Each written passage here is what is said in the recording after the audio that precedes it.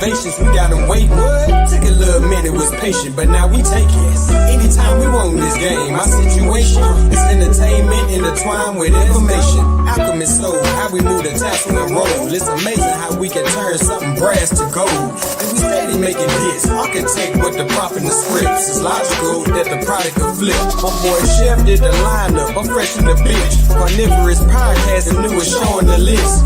DQ on the boat, so I'm rocking the ship. Squad the music gon' be dope and the artist legit. Hold my beard, concrete cord, then stepped in the door. See, that's my man and he reppin' for show. And true saviors a player with flavor. Lexicon Taylor, lines on point like a laser. We need that paper, we building the vault. Cause you niggas don't listen, y'all be waiting to talk. Lack accountability and try to make it our fault. But opposing us is trying to arm wrestle the hawk. You coming up short on your re-up, cause nigga we up. Really wouldn't want to be up. I kick my feet up, my beef is wagyu and my trunk is all speakers. Bills is all blue and my blunt is all reefer. Responsible deniability, that boy eater. High quality whack juice by the liter. They like to call us ops, we got Oppenheimer features. That's the bomb out on the island just to teach you.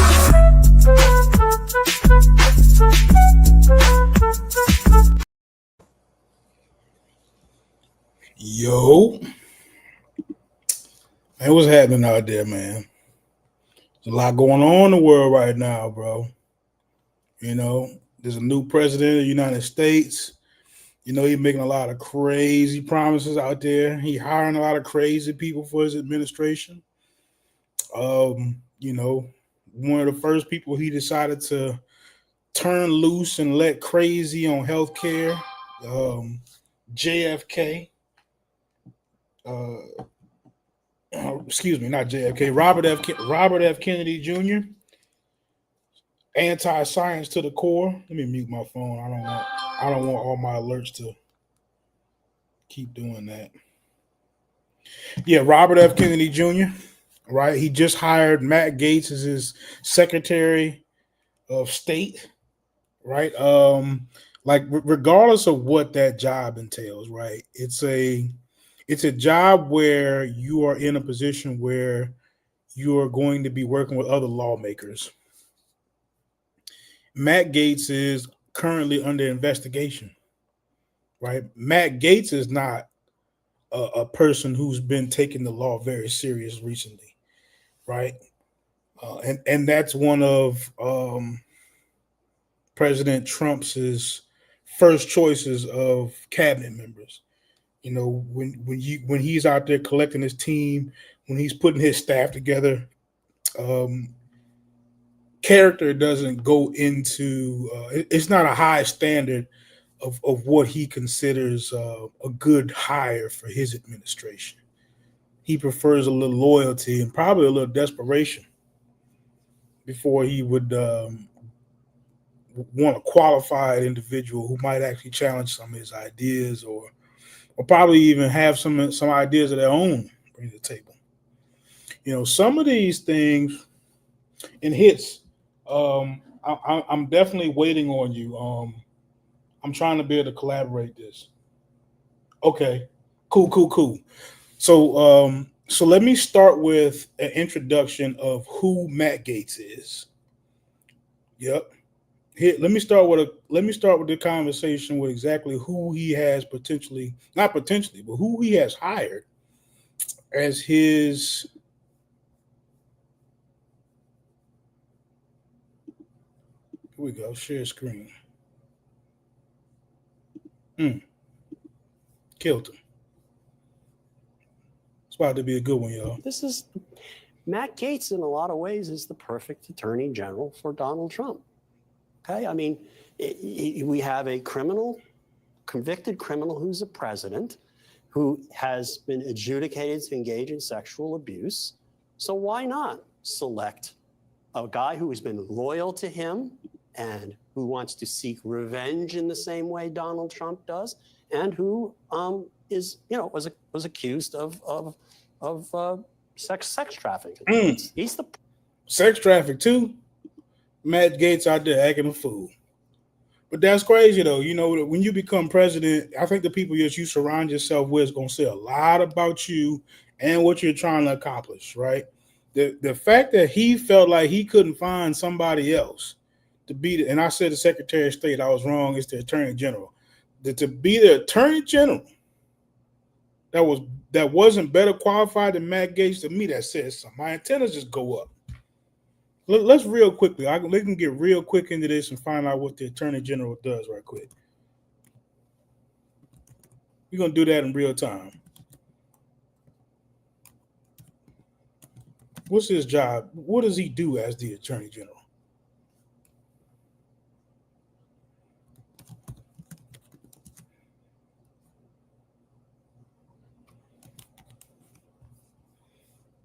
I'm on my research grind. I'm using all my tools. I go straight to ChatGPT. Is how we do it. 2025.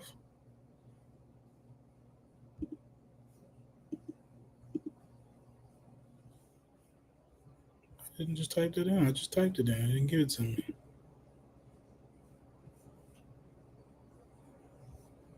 Okay, I'll just type it in here.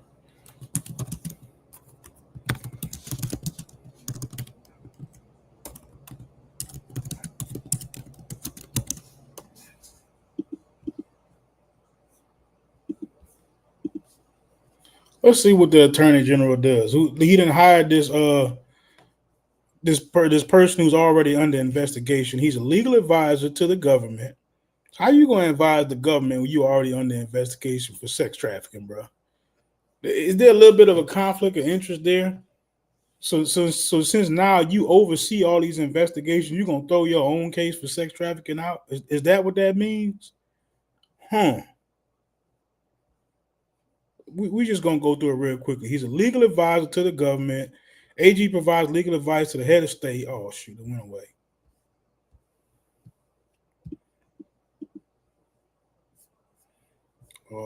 I'm getting into the good stuff now. Conflict of interest there, man. I don't know. It sounds like a crazy idea. I'm not exactly sure why he would do that. I don't know what makes the guy such a great hire. And this is the news that just came out yesterday, right? This is what they were saying about him when the news dropped that he was going to be nominated for this position. Legislation and executive agencies on matters of law. How are you going to be a good person for us to come to as a legal advisor and you under investigation yourself? Attorney General plays a crucial role in ensuring that the law is upheld fairly and impartially while safeguarding public interest in the rule of law. That don't sound like the person that he selected, man. Person that you select should probably have a spotless record. I mean, at the very least, I mean, that shouldn't be impossible to find among Republicans. At least I would think not. Probably, it might be harder than I think. I don't know. Perfect choice. So I don't know why everybody's surprised. You know, and the interesting thing about it is that it sort of dispenses any pretense of respect for the institution, right? And there's any number of picks that the former and I guess soon to be president could have put in place that would have at least respected, number one, the people who work there, and number two, the very enterprise of prosecuting people. He doesn't care about that. Well, that's my point. Dang, he don't care about that? Come on, Trump, bro. You got to do a little better than this, man. Come on, bro. George, that's been a lot of our points. But yeah, no, I mean, we're all in agreement here. Let's be clear. But I just, it's just fascinating because I feel like I worked for 4 different attorneys general, 2 Democrats, 2 Republicans, vastly different people, John Ashcroft to Loretta Lynch, nothing in common whatsoever. They all respected the work of the institution, even in their policy differences. And what you have here is somebody who literally has contempt, not just for the body of the Justice Department, but the people who work there. Let me just there's no real need to prolong what is being said. By institution, he's talking about democracy in general. He's talking about the process of due process. I mean, and it's it kind of says a lot, right? You would want, at least for me, I would absolutely have a high priority when it comes to hiring people. I want them to be first competent and second high character. and probably 1A, 1B, not really putting one above the other. But when you're selecting the people that are going to be, upholding these laws and interpreting these laws, those have to be at a premium as far as who is doing what and how it's being administered or changed or challenged, all of that stuff. Like you've got to put character very, very high on the the chart as far as what's more important than other things. I don't want to spend too much time on that. That is me it's taking care of the title here, because it looks like Trump has actually hired a piece of shit. Y'all heard what the man said. He's under investigation from the FBI for sex trafficking. Sex trafficking. It's a wild boy. I mean, the FBI, do they come after you unless they got some kind of hard evidence right there? Like, they that's the same people kind of like, going after these high profile cases like Diddy, right? These people be having like, real evidence on you before they just like kick down your door. That ain't no small time stuff right there you're playing with. But moving right along. Matt Gaetz from the gates of hell. Wilding. All right, moving right along. So our next topic was Elon Musk. Did President Trump do my man Elon Musk dirty? Did he do him dirty? Did he overpromise and underdeliver, as we say in the business? Did he sell him a bunch of bull? I don't know, man. Let's see what the reporters is actually saying about this. It ain't gotta be me. Right here. I got it paused and ready, locked and loaded. Tensions with Elon Musk. NBC News reports Musk has been so aggressive in pushing his views about Trump's second term that he's stepping on the toes of Trump's transition team and maybe overstaying his welcome at Mar-a-Lago, according to two people familiar with the transition. He's behaving as if he's a co-president and making sure everyone knows it, one of the people said of Musk. Politico reports he getting on their nerves. He getting on their goddamn nerves, matter of fact. They want Elon Musk to just shut the hell up at this point. Become almost a comical distraction, hanging around Mar-a-Lago, sidling into high-level transition meetings and giving unsolicited feedback on Trump's personnel decisions. Elon is... Wait, y'all heard that? He said unsolicited. That means ain't nobody even ask Elon. He just offering his damn opinion. Yo, Elon, sit your ass over there and shut the hell up, man. That's what they saying. The elected officials is over there saying, hey, Elon, we ain't talking to you, bro. We trying to have our own conversation. You button your crazy ass in. Is getting a little big for his britches, one insider tells Playbook. Trump, for his part, doesn't seem to mind, relishing the attention he's getting from the richest man in the world. Oh, man.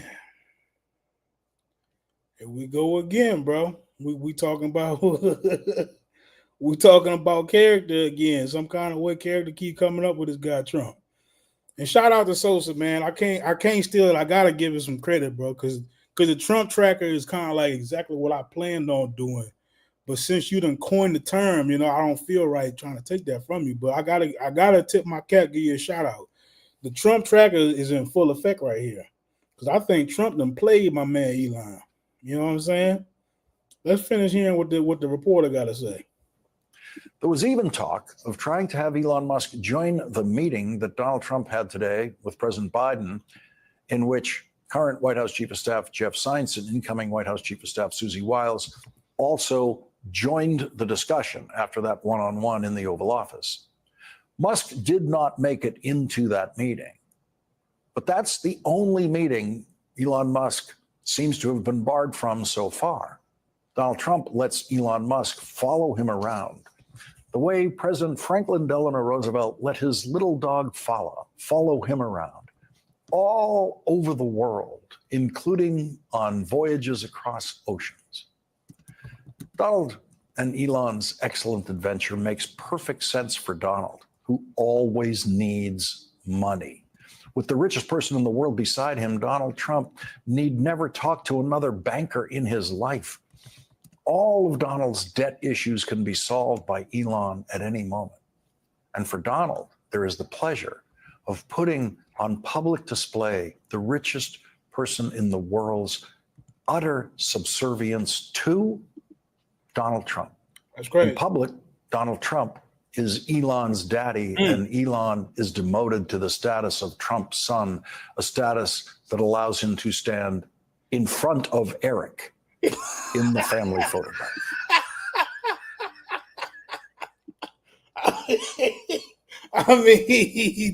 I mean, bro, really, like, I can't beat that, right? I can't beat that with him being all, punctuating all his words and being snarky all at the same damn time. He said Trump was that man's daddy. And then, the richest man in the world, he get reduced to the privilege of standing in front of Eric Trump in the family photo. Man, I'd be surprised that that's his own baby he holding right now, yo. I ain't gonna lie. Say, bro, you ain't never supposed to. I mean, how they say it in Tropic Thunder, bro, don't ever go full retard. Don't do it. There's a line you ain't supposed to cross, bro. Because Elon Musk understands nothing about government, he might not understand how fake the fake job is that Donald Trump gave him yesterday when he told Elon Musk he would be in charge of finding and getting rid of government waste. Donald Trump gave Elon Musk the power to do absolutely nothing. Donald Trump. Now, that's the news reporting. I ain't say it. The NBC News, MSNBC News say Trump is giving Elon Musk the power to do absolutely nothing. It ain't me. I didn't say Trump played him. MSNBC said that he played him. Trump simply made Elon Musk another lobbyist with Congress. If Elon Musk finds something that he thinks is waste in government, he can recommend to the House and Senate committees of jurisdiction that they vote to cut that spending. But if they don't vote to cut that spending will continue forever. And Elon Musk better not recommend cutting any wasteful government spending in Texas. He better not cross that goddamn line. And I don't think that the guy mentions this, but didn't he kick him off Twitter? I'm not too sure, Chef. I'm not too sure. Not too sure. But what I'm saying is, so if I'm not mistaken, right, when it comes to government spending and how they allocate those budgets, if I'm not mistaken, that is the job of Congress and the Senate. So effectively, what would need to happen in order for Elon Musk to get that job is that Congress and the Senate would have to agree to give their power that they've been elected to have over to this one man and kind of rendering them useless in some strange capacity, right? I mean, you heard it. The man said because Elon don't understand how government works, Trump was able to trick him to give him the power to do absolutely nothing. You heard it. Let me continue this little video right quick. Say, or in Florida, or in any Republican state. Elon Musk has no power in the government at all. Elon Musk has no power over spending and has no power over cutting spending. Only Congress does. And so Elon Musk's fake job on the Trump team is to be a spending lobbyist with Congress. And Elon Musk will have to convince both the House and Senate to agree to vote on spending cuts that Elon Musk, proposes. And we saw Elon Musk's power today as a lobbyist in the United States Senate. He lost, and he lost very, very badly. And the I mean, man, you know what? I know these news stations be a little bit, I ain't going to say a little bit. They don't be messing with Trump like that. They don't mess with Trump like that, but they do cover this stuff at a way I can't. I'm not on I wasn't at, what's the name of the place where it was at? I can't even think of it right now, but I can't be in Vira-Lago or some kind of way. I think that sounds like that disease Michael Jackson said he said he had Vira-Lago. Well, wherever they said it was at, man. I ain't over there, and he reporting on it. You know, so he trying to give you the Mar-a-Lago. There we go. I knew it was Lago something. It was getting me tied up with that. But anyway, so, you know, I ain't there. He over there reporting on it. They say Elon Musk over there acting a fool, and the people tired of hearing of it. He getting on their nerves. Bottom line to it, he's getting on their nerves. They complaining to Trump about it, and Trump ain't trying to hear it. I mean, we can take that and we can cross that off of the subject matters. Elon Musk has no power in the government yet, right? You know, it's still early.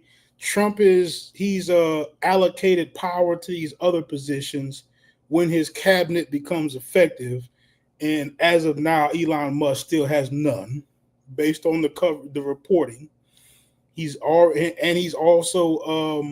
recruited a alleged sex trafficker named Matt Gaetz from the gates of hell, right? We've covered these things, right? We're talking about what Trump and them doing out there.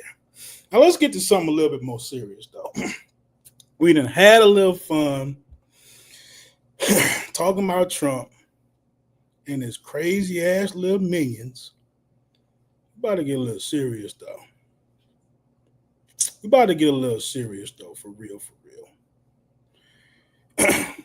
As Unc says, shout out to Unc and the pseudo killers for a second, man.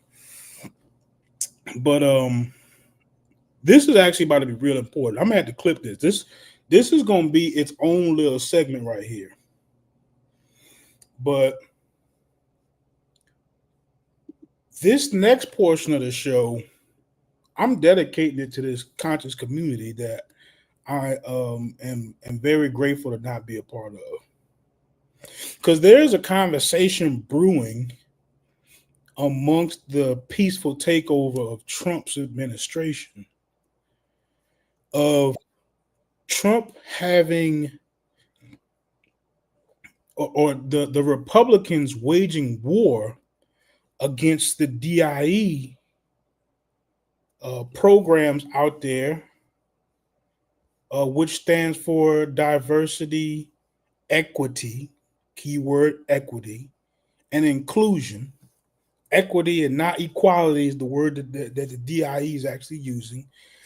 And there's a bit of a slight difference there that we can get into once it's necessary. But just remember, I'm harping on that and said it 3 times because I want you to remember that the word that in DIE is diversity, equity, and inclusion. That's what it stands for. And what's happening, Brass? Appreciate you coming up, showing some love. And I want to play a little short clip. But this right here is why it's important, is because I actually spent a short amount of time in this conscious community searching for that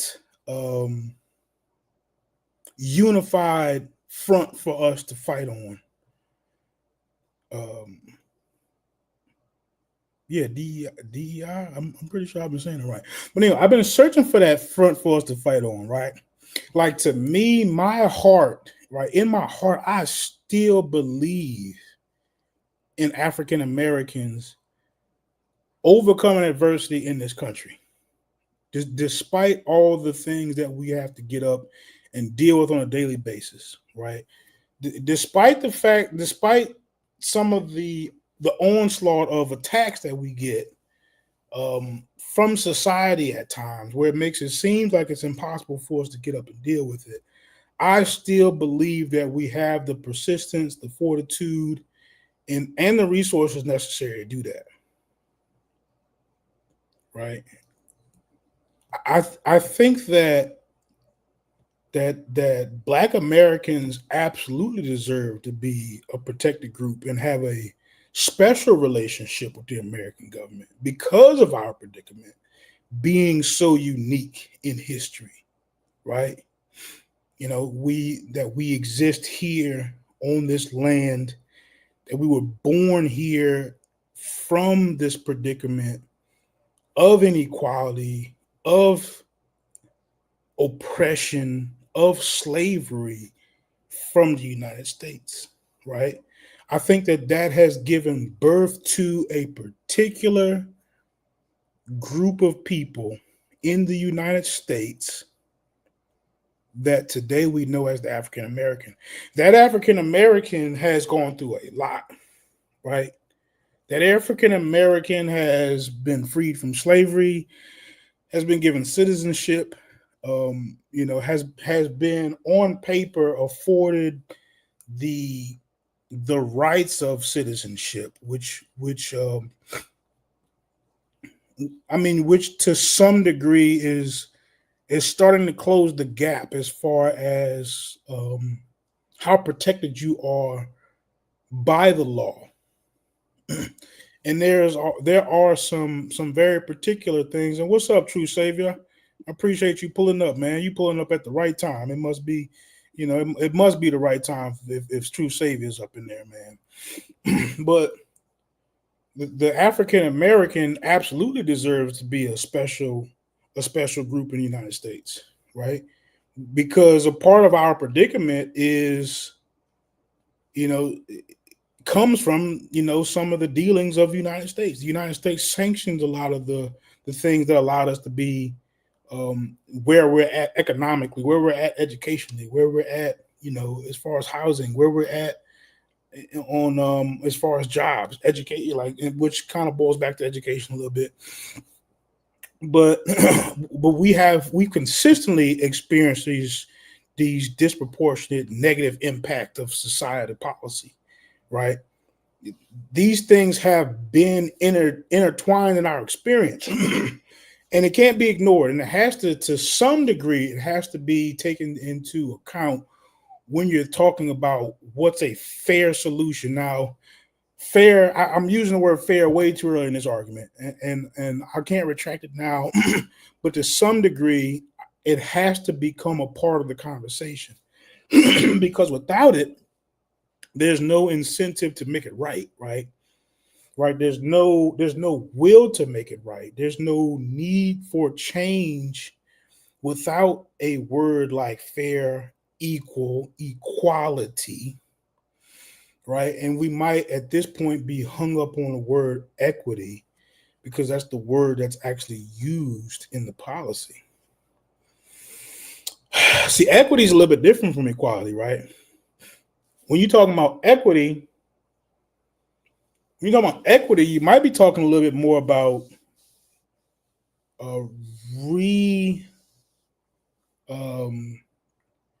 disposing what is currently out there, right? So like if I make a lot of money, and let's not just say me, let's say if another demographic makes a lot of money and I don't make a lot of money, we should, I guess, cut some of their money and give it to me. That would be equity, right? Equality would be providing me the same exact circumstances that afford me the same money that they get. Subtle difference, but very, very important.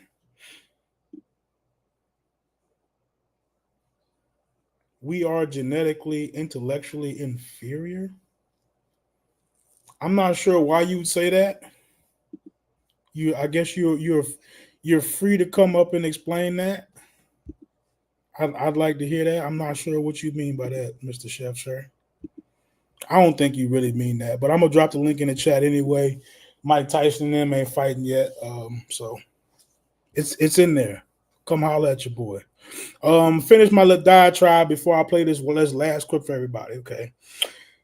Because there's a challenge out there, right? Donald Trump is in the Republican Party. Seems like they are posturing themselves to wage war against DEI. Excuse me, I keep saying DIE. Diversity, equity, and inclusion policies, laws, right? Their argument courtroom wise actually is pretty valid. They actually have something that they can stand on in a courtroom. The courtroom isn't about how things ought to be. It isn't necessarily about morals or how I feel about things. It's certainly about the black and white, and the foundation of it is the Constitution. And with that being said, they have an argument to where they can make an argument around this does not benefit all citizens equally. And that's what they will run with in court. And the challenge is, right, to the conscious community. I kind of said all that to kind of preface this, because this is where we're getting to where the rubber's actually meeting the road. To the conscious community, while we are quote unquote studying and accumulating all this information, it's not a law. I could have sworn I've been hearing it described that way. I could be wrong. It says it's not a law. I can correct myself. I don't want to get too far ahead of myself. But where we are, we're on the very cusp of possibly being of losing this particular framework that does benefit or can potentially benefit us, right? But even though it has some issues, right? So I think the reality is that it needs some reform, right? But without us being properly represented or our interests being properly protected is probably the best way to say that, right? We have no input or minimal input as far as what it will be reformed to. See, right now you got an administration in there that's willing to just straight up disintegrate it, right? Now, that's what the problem is. The problem is that the Republican Party is willing to straight up get rid of it, dismiss it, whereas maybe another administration or another group of people would possibly be suggesting a reform to where we can meet in the middle, and now we can still be among that protected group from the United States and still have some and not have our experience here in the United States marginalized or diminished or overlooked, the fact that why we are actually in some of the positions that we're in. So while we go through our daily routine of arguing about the blackness and the Egypt and the Hebrews or whatever else of the minuscule arguments that we get hung up in, the other groups of people are out there affecting legislature, right? Like, we haven't realized that the fight has moved and we're so far behind that we call reading the Medu Neter work, right? We're calling this promotion of we need to reclaim the ancient philosophies as our agenda. That's how lost we are. I don't want to spend too much time on that today. It's definitely going to have to come back up in the future. But I mean, take that back to your inner circles, right? If anybody else gets a chance to check that out, if y'all inner circles are not talking about how we can produce more people to help reform arguments like this, don't allow them to tell you that they are even remotely talking about Black empowerment. Let's not do that.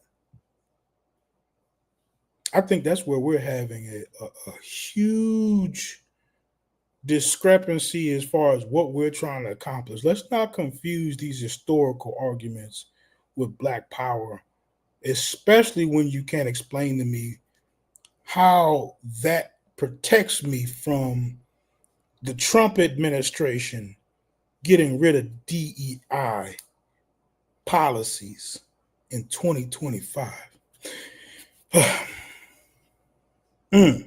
Now, preface, right? Because DEI it's got some good and bad qualities, right? And one thing that I feel very strongly about what it should do versus what it does. One thing I can tell you that I feel like it should do, it should be helping all students develop necessary knowledge to not be racist and promote competence and confidence to disrupt racism within their own circles of influence. You might have to just play that back if it went over your head. It took me a couple minutes to write that. But no one teaches us how to have these conversations, let alone do them well, let alone forgive each other and show grace when we totally mess it up. We'll just keep that there, right? As we continue our journey, as we give ourselves room to make mistakes, not something I learned very early in life, but everybody's going to have a diverse experience that might lead them to a different answer, a different conclusion. But that's where the conversation gets good, right? When you run into somebody with a similar goal that says, I think we should try it this way, or maybe that you didn't think about this, do we have enough of that self-fortitude to be able to afford that person grace as we continue down the road of how do we make it better, right? So let me get into this little video right here, because I think it's important for us to see what we're up against in real life. And this isn't a new video, but I'll be damned if any of y'all can tell me what your ethnicity or what your connection to your ethnicity, your racial group, your identity will provide you as far as a layer of protection from this. Because this is what the reality of the conversation looks like. I'd appreciate it if you could just keep holding up whatever minute now. Thank you so much. That will help me.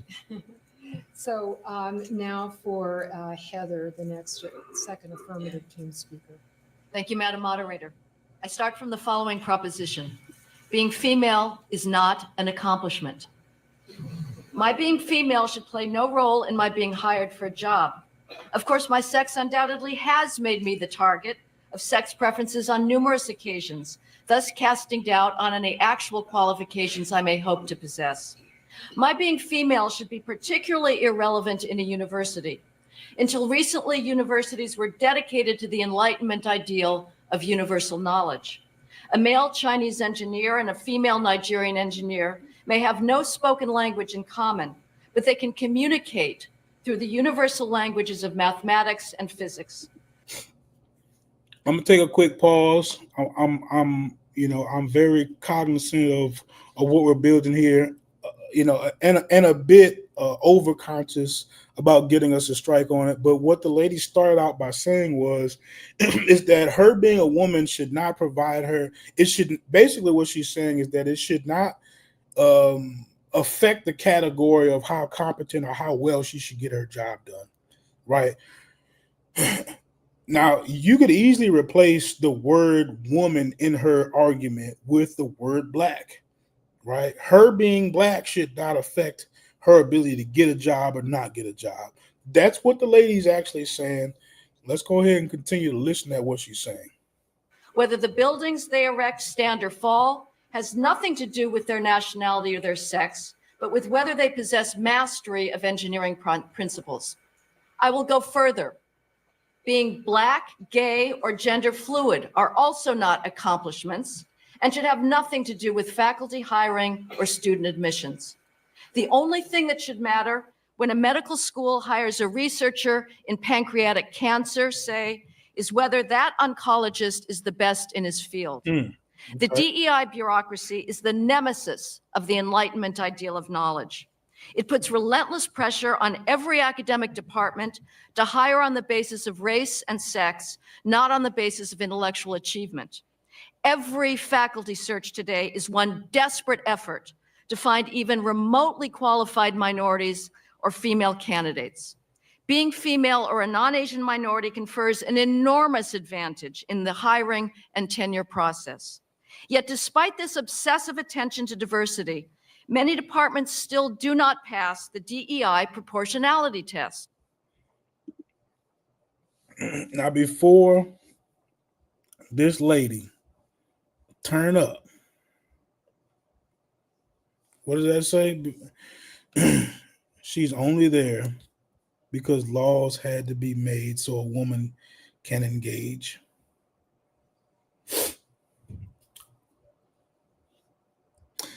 Now, before this lady turns all the way up, right, I want us to keep in mind that this is kind of like what the other side of the intellectual argument looks like. And I'm calling it the other side because I think that there's a middle ground, which wouldn't necessarily include me on the other side, because I agree that there needs to some reform. And if you completely watch this video, the other young ladies will also agree that there needs to be some reform. I think this lady actually makes some really good points. And I'm going to talk about it when she gets done talking.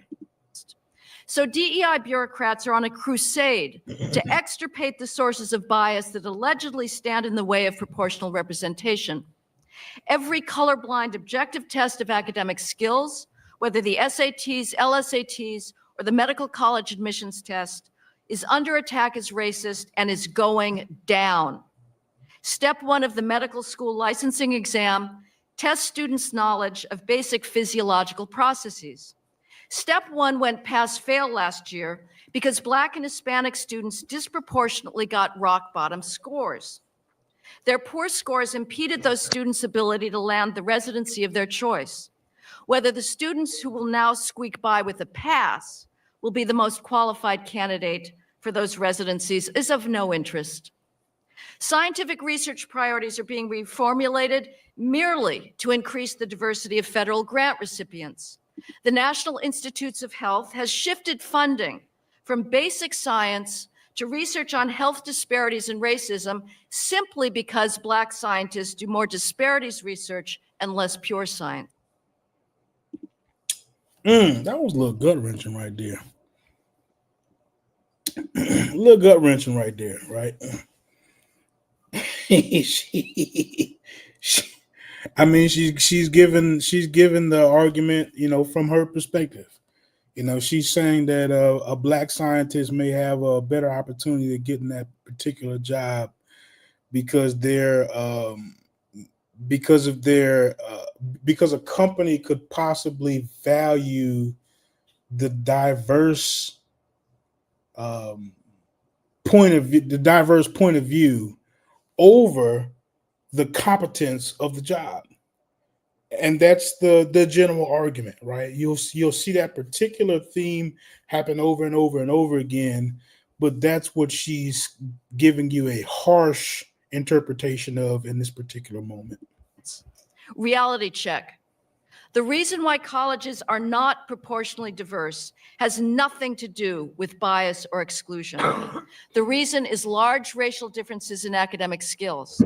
This is an uncomfortable subject and one that is taboo on a college campus. Indeed, I may get retroactively canceled for bringing it up. But if we're going to indict American universities and other institutions for systemic racism, we should get our facts straight.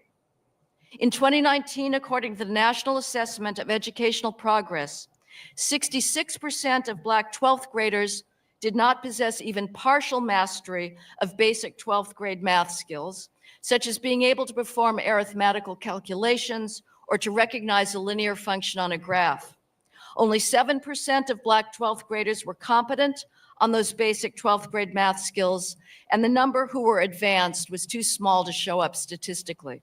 The picture was not much better in reading. My good friend Hitz, Mr. Uncle Hitz, as I call him, because he's I definitely love hearing his input on things, and he's definitely one of my elders as far as information wise. I like deferring to Hitz. I feel like I get something out of it every time. So he Mr. Uncle Hitz right now. But he says, how does one become competent? I think the simple answer is how well you're trained, how well you're prepared to do a specific task would deem one competent or not.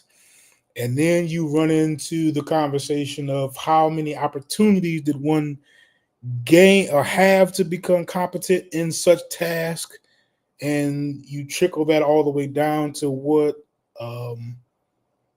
allowed this person to have more or less opportunity to have competency, and so on and so forth. There is an issue there. Now, if you're hearing me say it, I am agreeing that there is an issue there, and that's how it boils down. I'm giving you the super fast version, right? Because I want people to be able to understand exactly what I'm saying, exactly what the lady's saying, because it's kind of mumbo jumboed up in statistics here, right? She's giving you the statistic to say that there's a larger issue here rather than does this particular person deserve to go to Harvard because their skin is darker, right? There's a lot of different layers to this conversation, and of course, let's not pretend to alleviate or eliminate the social circumstances or predicament of what got them there in the first place. So let's not do that, but let us understand that there actually is an issue and there is a trade-off. Trade-off being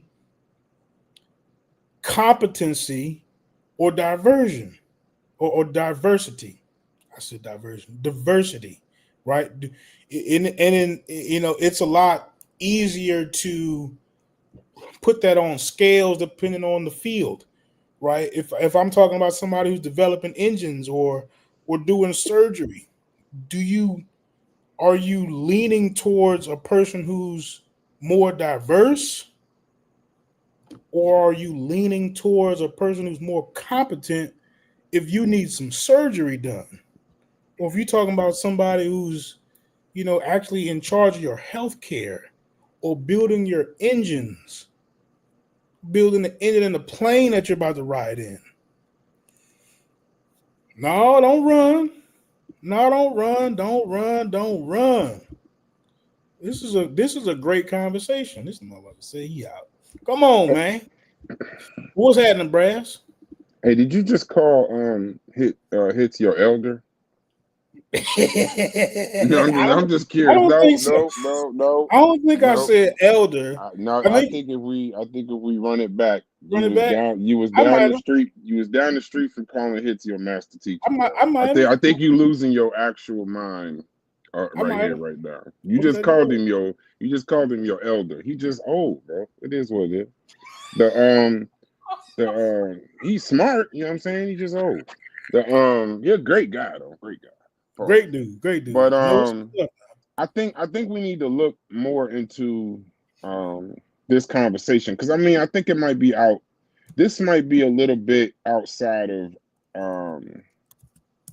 like topics like this, right? DEI. You kept saying DIE. I was trying to tell you DEI, but because DIE is die. Yeah, that's what I was trying. I was trying to get you to stop spelling out die. But I think it's a good conversation, but I think this is something I think we get a IED. People die. They die on IEDs too. I think we need to get like an expert or something. And I know I'm all for great conversation, this, that, and the other. But in the same token, I don't think because even this is from a year ago. There's a great conversation going on in the server with Chef and Fetty about the bell curve and genetics. And I understand where Chef coming from. Like, I think that's also something that's kind of like needs to be talked about too. The genetics conversation, because this kind of goes damn near hand in hand. But I would like to hear like an expert. I'd like to hear an expert. I'm gonna find two people. I'm gonna find a person that really knows DEI and really knows like the ramifications of it being abolished and what's happened since we had it. Because I mean, we're just talking, and because I was even confusing it a little bit with affirmative action, not as far as in its practice or in its application, and that's not even correct. So I think it's a good conversation, but I definitely, Chef was right when he said, because they're trying to have this genetics conversation. Have you been paying attention to what they was talking about? No, I've been too entrenched with trying to keep up with this particular conversation. So, because I wanted to be able to, at the very least, be able to interpret everything that's being said on both sides. So, what have you gotten from it? What have you gotten from it so far? I mean, so what I've gotten from it, the long story short is that yes, I can see where it needs to be reformed. And the shorter version, I guess the short version is, some of it may not be working the way we intended it to work for Black people, right? Mm-hmm. It doesn't necessarily raise ACT scores. You know what I'm saying? It doesn't necessarily raise competency, right? And it can be a bit problematic to get somebody qualified to go to Harvard, and they should be at MIT or whatever, right? You kind of get what I'm saying? Like that, that you might be passing up an environment that you could potentially thrive in, get more out of, but because it is this DEI. Yep, there you go. You got it. You was about to say DIE. I know you was. Yeah, I definitely was. My brain with DIE just now. But because of that, you've now incentivized this institutional organization to make this diversity inclusion exception, and for all intents and purposes potentially lower their own standards to include this particular person, which is not helpful to the person getting the exclusion. In all reality, it's not forcing them to be up to the standard that it would take to get to, to get to that particular Harvard or what have you. To some of it, it's not pretty to say, but in some realities, it makes some sense. It's not empowering, is what I'm really saying. It's not empowering to make these exceptions, and it's certainly not causing the ripple effect of forcing Black people to how would you say emphasize education more, right? It almost is almost incentivizing you to stay exactly where you're at, and will make exceptions for you along the way, right? You kind of get what I'm saying when I say that? Yeah, I think with it, and that's why I say I don't want to confuse it with affirmative action, because when we looked at it yesterday on Sosa's World, matter of fact, the majority of Black people don't belong on no damn college campus genetically. He's just talking. Put that up. I got it. No, that's the conversation him and Fetty. I want to be there for that. Oh, is he really talking to Fetty? No, he's talking to everyone, but that's the conversation that him and Fetty are having in and around the bell curve. But no, all right. So we was having this conversation on Sosa World TV. Matter of fact, shouts out to Sosa. I'm glad you're doing shows again. And one of the things that Marcus had corrected me because I kept saying quota, and I know better than that.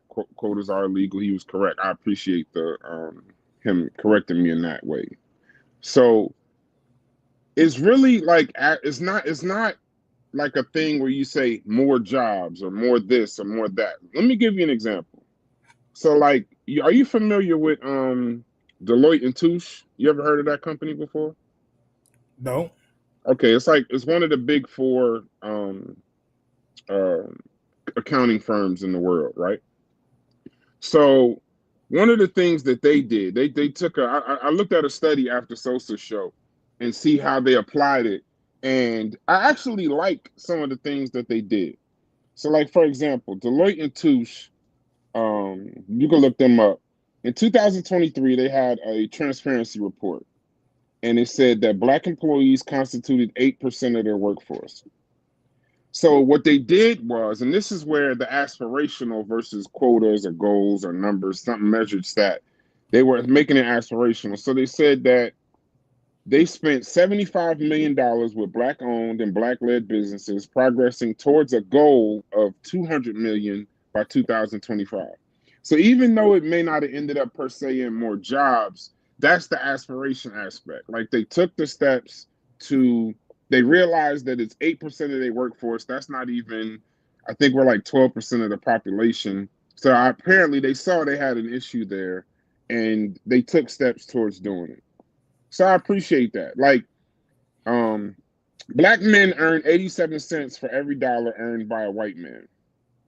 But as we get further up into the game, CEO, president, this, that, and the other, that narrows, and then it'd be like 98 cents to the dollar.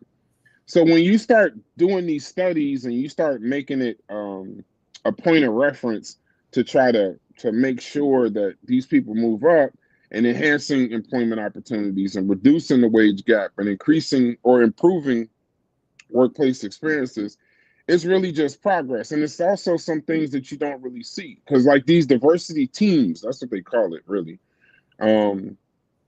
They do these, they look at it and they're trying to see like, all right, well, we're at this. How do we get to this? We spend this. And I think that that's good too. I mean, it might not be something necessarily that, all right, we had 30 people hired. Now we got 50. No, we have a problem. We're addressing the problem. And that's that. So, I mean, you don't see it. There's economic growth with it. There's policies, they do different work arrangements with people. Flexible working hours, remote work options. It's a lot. And then also, and it's the one thing we cannot forget, besides the social and community stuff, we cannot forget there is a benefit in actually just being aware that there's a challenge. I don't use the word problem, but to be aware that there is a challenge. Right. I don't use the word problem. I want to say problem, right. But that just aware there's an issue, aware that there is actually an issue. And if companies are it's nothing wrong. Companies should do it on their own. But if there's a DEI in place where they have to, at a bare minimum, look at it, and then they have to do these things called transparency reports, where they have to look at it, see where they at, and then submit this. And then when you submit it with an action plan. That's how corporations work. I do that I do that myself. In self-improvement. So, I think it's good. Getting rid of it, I understand the frustrations, but I think most people that are frustrated with it don't understand what it is. You know what I'm saying? Like it's like with just saying we're gonna get rid of it and then take all of that money and give it to people who lost their jobs and this, that, and the other. Like I don't agree with that. But if you're in power, you can do that. Like that's the over the top stuff. Right it's there. Over the top. Yeah, it's over the top. But and then that's why I went back and looked at what our next president said, because we got to be careful when we're on social media. Hitz said this a long time ago, and he said it again recently, that one of the dangers with social media is it's gonna get to the point, if it's not already at the point, and Hits, you could correct me. I don't know if you are on the mic or you just up here. Pause. That we don't know why. Like, social media has gotten so good at what they do that we think we're doing something because we're making a choice. I think sometimes. It what's up, y'all? It follows the line of like advertisement. Right. And right. it's targeted advertisement now because you can get the data behind not just what people do when they go shopping. Now you have access to data when they're in their vehicle, what they're looking at on TV, obviously where they shop, when they go to sleep. If you have a fitness watch on, or those walker trackers, how many, if you exercise, what you buy when you go shopping, where you go shopping, where you vacation, how much money you got, where you invest, so they can do that micro targeting. And I know the Tyson fight get ready to come on. I would just say this real quick. I'm not watching Tyson get knocked out. I can't do it. Yeah, it's behind me. I'm not looking. I can't do it. If that would ruin me for That's gonna ruin my motherfucking childhood. That's why I won't watch it. I think there's still about 3 more fights though. They still got those lays, and I think there's 2 more. But hold on. If no matter what, Tyson made a gang of money. I know. And when our celebrities, because that's what he is now, choose money and make these career moves, we either you rock with him or you don't. It's not. I don't think it's to prove nothing. Everybody knows he's one of the best. But this is pure money. I'm allowing myself to get caught up in the excitement, right? He looks really, really good in training right now. And that's not an overstatement. That's not being excited. Look. And he's 58 years old. I can make it simple. I wouldn't get in the ring with him. Right. Period. That I don't. I wouldn't do it. But let's jump back to this DEI stuff. Right. It always helps us to have a starting point. If you start right now with DEI and things like that, which is just basically an initiative, what companies should do, what schools should do, how you should act. Of course, you can left and right it. Well, if we just let 12% of this nationality in, if this of this demographic, of this gender, of this educational level, it is a left and right issue, something you can just kick back and forth. But these things are born. I'm gonna go to my little. I ain't gonna pull it up on the screen, but it's basically a timeline, right? It comes from the civil rights movement, which comes from affirmative action, which comes from the civil rights movement, which comes from things like the Equal Pay Act, which comes from, in short, having to force these, I ain't gonna go crazy, to act like they got some goddamn sense. No company is just going to change their hiring practices. And 2, that's another thing. I'm just going to jump out, and then I'll be right back over. Business and government have 2 different goals. Business goals are different from governmental goals. Your public officials have a different job, whether they do it or not, than a business has to their shareholders and to their investors. So anything a business does, I wouldn't look at first, it's the right thing. Oh, it's this. No, it's right for their investors. It's right because by law, they have to do that shit. That's different than public officials whose job it is to work on behalf of the people. That's their job. It's not to take money on the underhand, not to change laws that benefit certain groups or certain lobbyists. Those are 2 different functions. So if DEI is built on civil rights, affirmative action, Equal Pay Act, that's where you start with it at. You don't start with it at, well, if there's a black doctor and a white doctor. No. Right. It's based on having to make people or give them incentive to act like they got some goddamn sense. Right. And to include you. Like we've done that since off the boat. That you got to force these people or give them some incentive oh, well, they just did this because that business doesn't do shit because it's the right thing to do. It's actually against the law. It's You know. actually if you run a corporation. What's against the law? When you and I like when I hear Hits talk, that's why I say I appreciate his age in that. Like I'm glad, like that's the role. No, I'm being dead serious. But that's the role, because when you get a little older, you have something that you have perspective. So you can say like, well, this was this in this time and this time, and now it's happening in this time. I have a limited reference. You have a limited reference as far as to go back. And that, I think that's one of the challenges we have in politics today, all across the globe, but I'm speaking specifically to the United States, is I can't tell the difference sometimes from politicians and businessmen. I can't tell the difference sometimes between constituents and customers, or consumers. Like the lobbying and the money has blurred the line so much. That's why I say this seriously. Chomsky said we don't have two parties. We don't. We just have one business party with two factions. And these guys are trying to figure out how to get the business in and get this in and get that in. And even with DEI, one of the best things, matter of fact, y'all go check out Social World TV, check out that show. One of the best things that we discussed on that show was that DEI isn't even a black and white issue. But, it's a, if you go down the list of what DEI actually, who it's targeting to help, we're just on the list.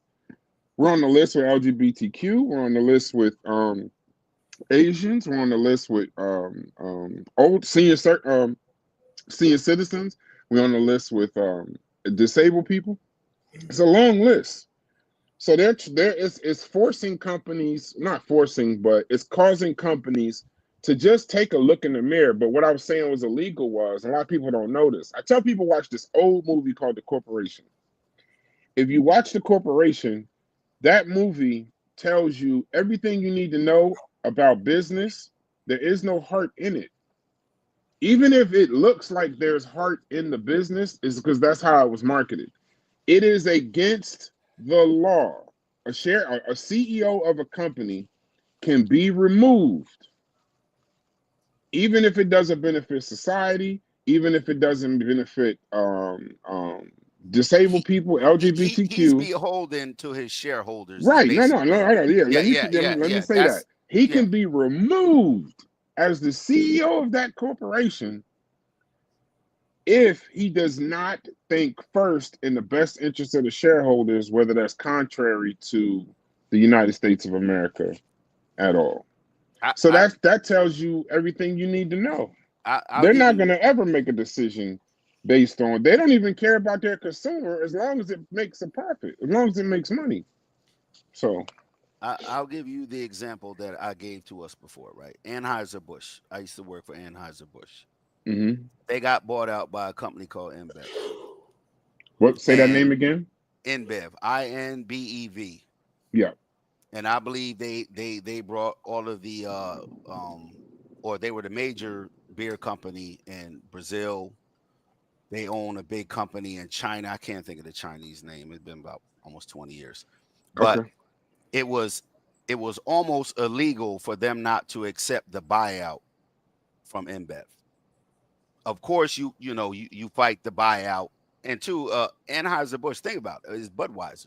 That's an American company. It's a staple at every sports arena, every event.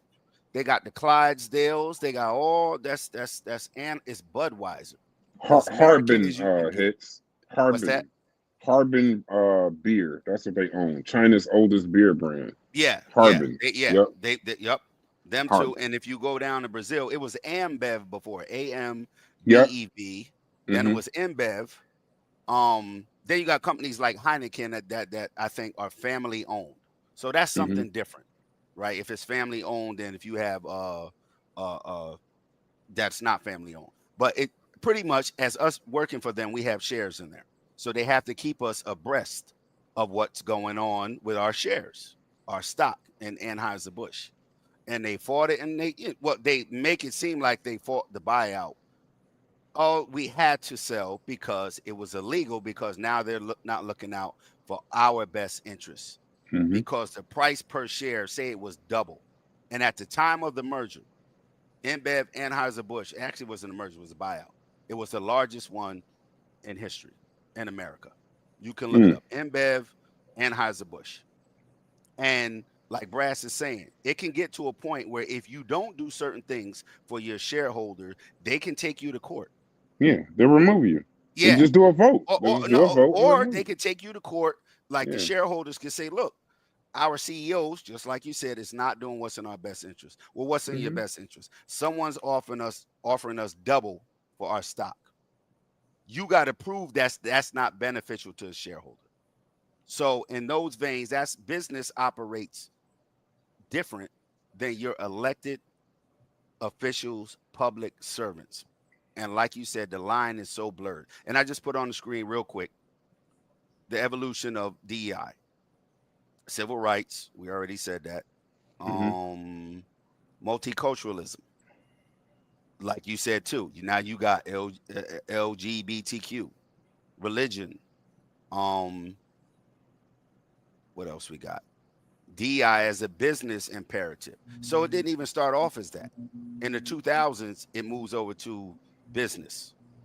Globalization intensified. Where is that? The concept of inclusion emphasizes representation of the full diverse community or group, right?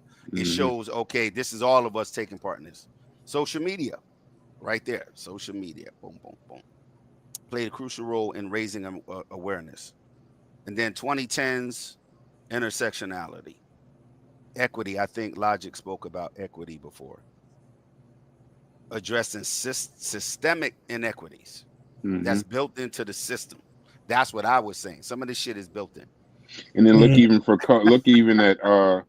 at COVID. That line down there is kind of hilarious. The events of 2020, including global movements for social justice and the COVID-19 pandemic, further emphasized the importance of DEI. Remote work increased gender diversity, accessibility, and age range in teens. I never would have thought about that, but that would actually be, I mean, in a perfect world or utopia, then yeah, I mean, you could have senior citizens working at home, disabled people home, because I think the main challenge that people have with having a diverse work group, like people, okay, I'm gonna let a cat out the bag for us. We've had an initiative since we began the company, before we even started Tri-Media. We've had an initiative that we've wanted to get more diverse, meaning we've wanted to get different races, and we also wanted to get female representation, because when we were looking at it and doing research on these shows, it's just a bunch of men talking about topics. So what happens is, you know, if four guys are talking, we may have different opinions, but it's still four different male opinions. And then when we try to, you know, it becomes difficult. And then I never realized until we were actually trying, you know, as hard as possible to get a female perspective, how uncomfortable it actually would be for a female or a minority, someone that's not us, for Black men, like maybe an Asian guy or a white guy. When you actually try to go and do that and get it, it's not as easy as it sounds. So I understand the pressures of wanting a diverse workplace, because, you know, Hits would always tell us, like, well, don't say this and you can't say that, because if you say this, you know, even though it's four guys and we cool with it, you know, even in our server, Hits will say, like, hey, don't say that. Not publicly, you know what I mean? Would you say privately is your business, but don't say that publicly, because we don't know what offends certain people. So DEI should always be, I'm in full support of DEI. My issue and concern with DEI was always this. When you give people money for something that you can't measure, a human being, especially a businessman, will find a way to exploit that. And that's when they were saying that they wanted to take the money aspect out of it, I was agreeing with that. I don't think we should pay companies or pay colleges to look at themselves. If they want to look, they should just look at themselves. Or we could just force you to look at yourself. But I don't want to pay you to look at yourself. That's in what America, and real quick, right? Because what you said was that was super key, and that's what some of the big conversation is around, is about it being a waste of resources. Mm-hmm. And that's where I can start kind of getting behind.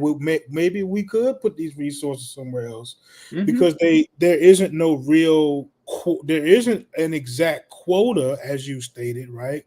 But there is some financial incentives for these corporations or institutions that do have these diversity and equity, inclusion.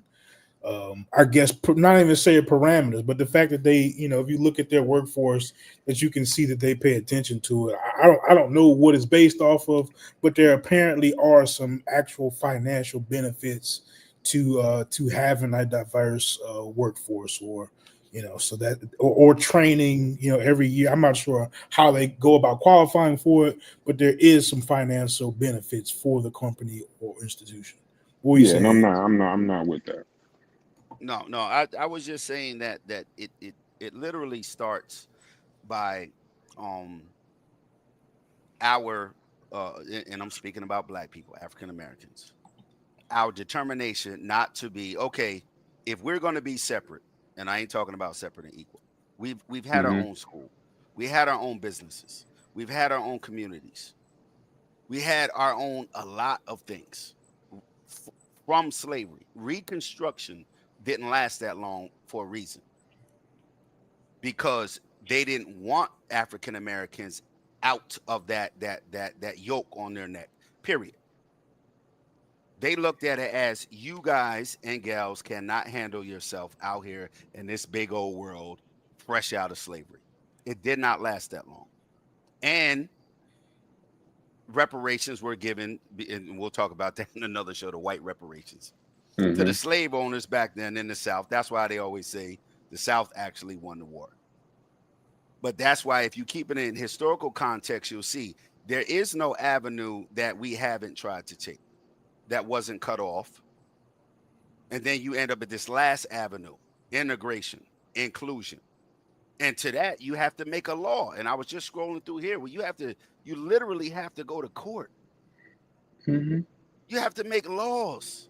You have to win in court and lose in court. And then you have people who attach themselves to that similar movement. Women, gays, immigrants, handicapped. They all follow religion. That all falls under things that African Americans have done and fought for here. A lot of people benefit from that. So if you got to go to work and they have to say, okay, we have to put you in the pool. My son, where he works at, he works for the power company. He's probably one out of, in his unit, there's probably 10 African Americans out of 100. Does that represent the demographics? Probably not. Mm-hmm. Where I worked for a pharmaceutical company, I was the first Black mechanic in Suffern, New York, Suffern.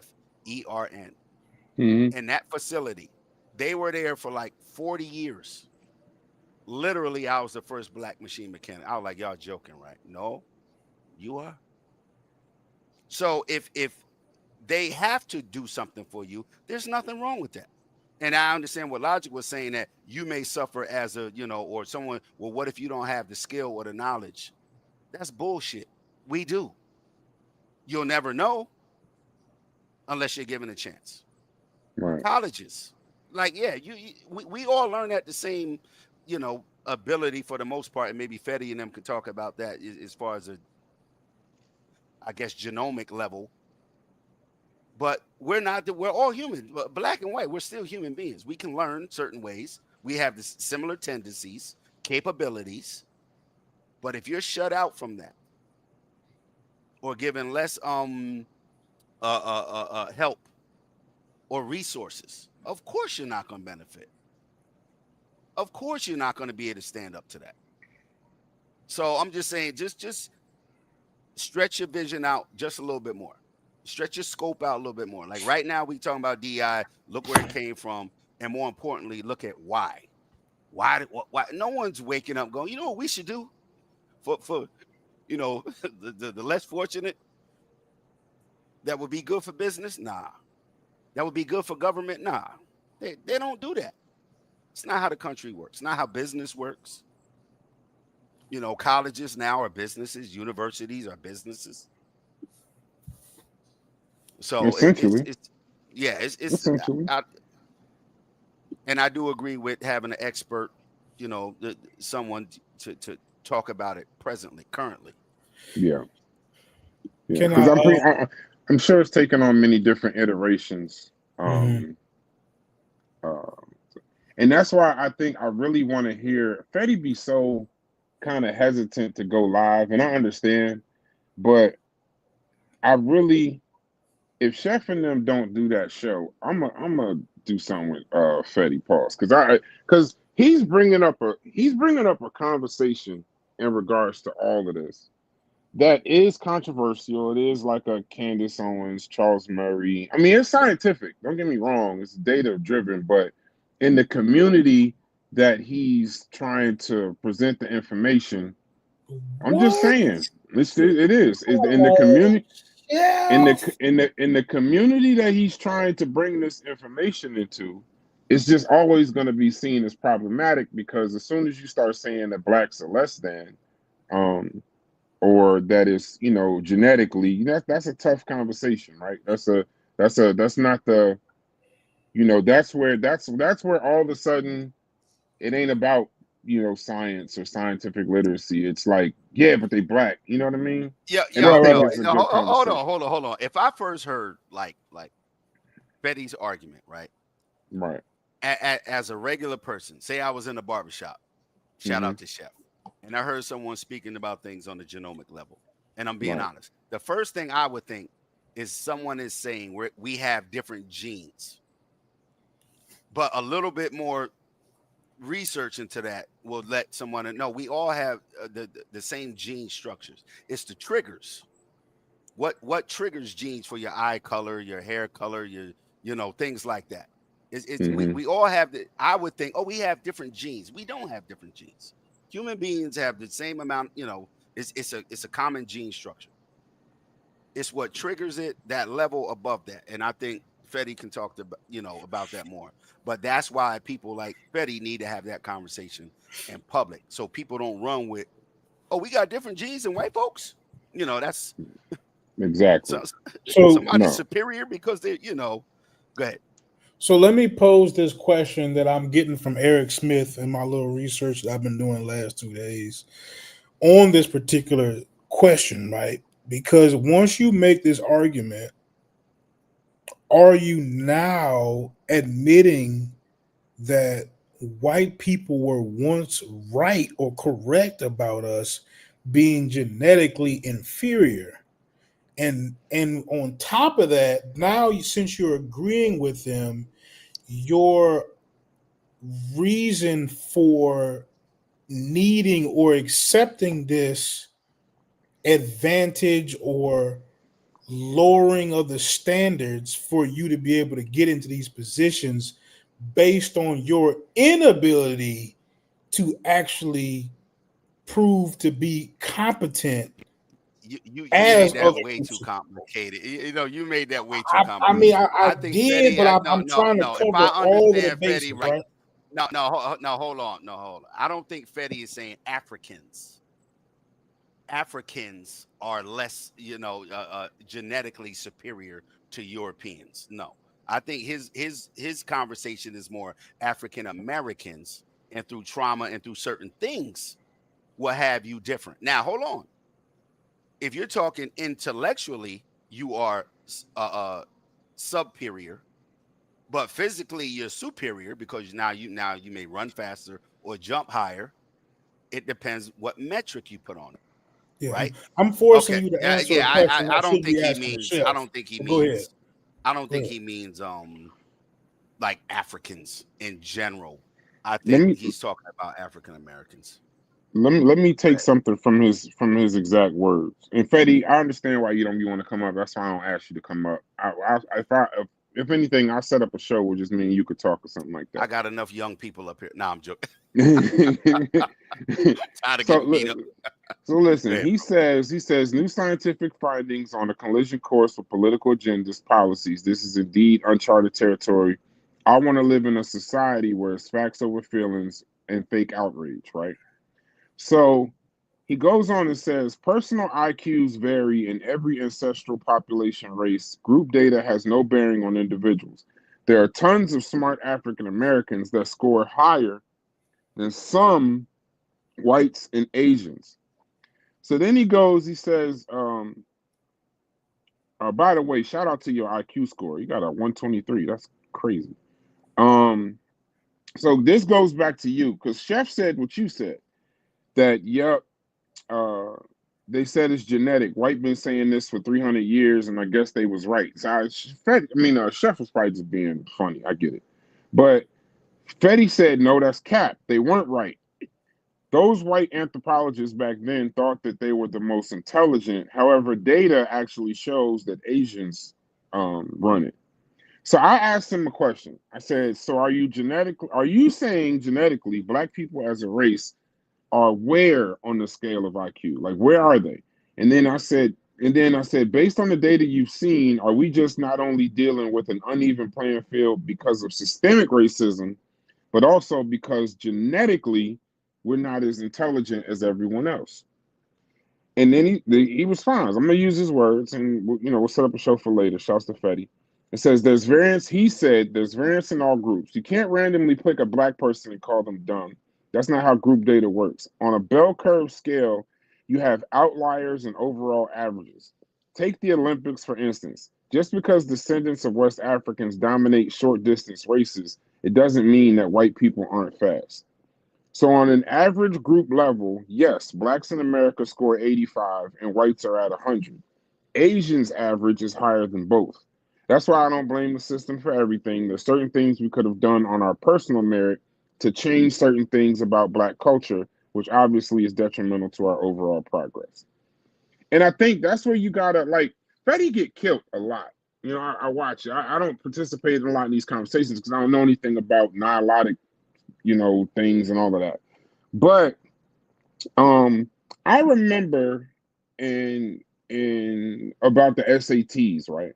And I remember them saying, that they were about to, like, kind of, in Ohio at least, they were saying that there was a black group and they didn't want the SATs to be taken into account for black students because the test was something, I think it was racially biased was the words they used, that they said that basically the way the test is made, an inner city kid, no matter how smart he is, would struggle because it's not just based on his socioeconomic status and stuff like that. So I asked him, I said, so when you throw SAT into it, because when he said SAT, that made me think, because these are standardized tests. How do you account for inequalities in education and socioeconomic status and just society in general being a pretty severe factor in regards to the score ranges? If you start off in an uneven playing field, it's going to be kind of hard to be on top. And then he said again, it's deep. There's countless studies where the environment was the same for those who tested.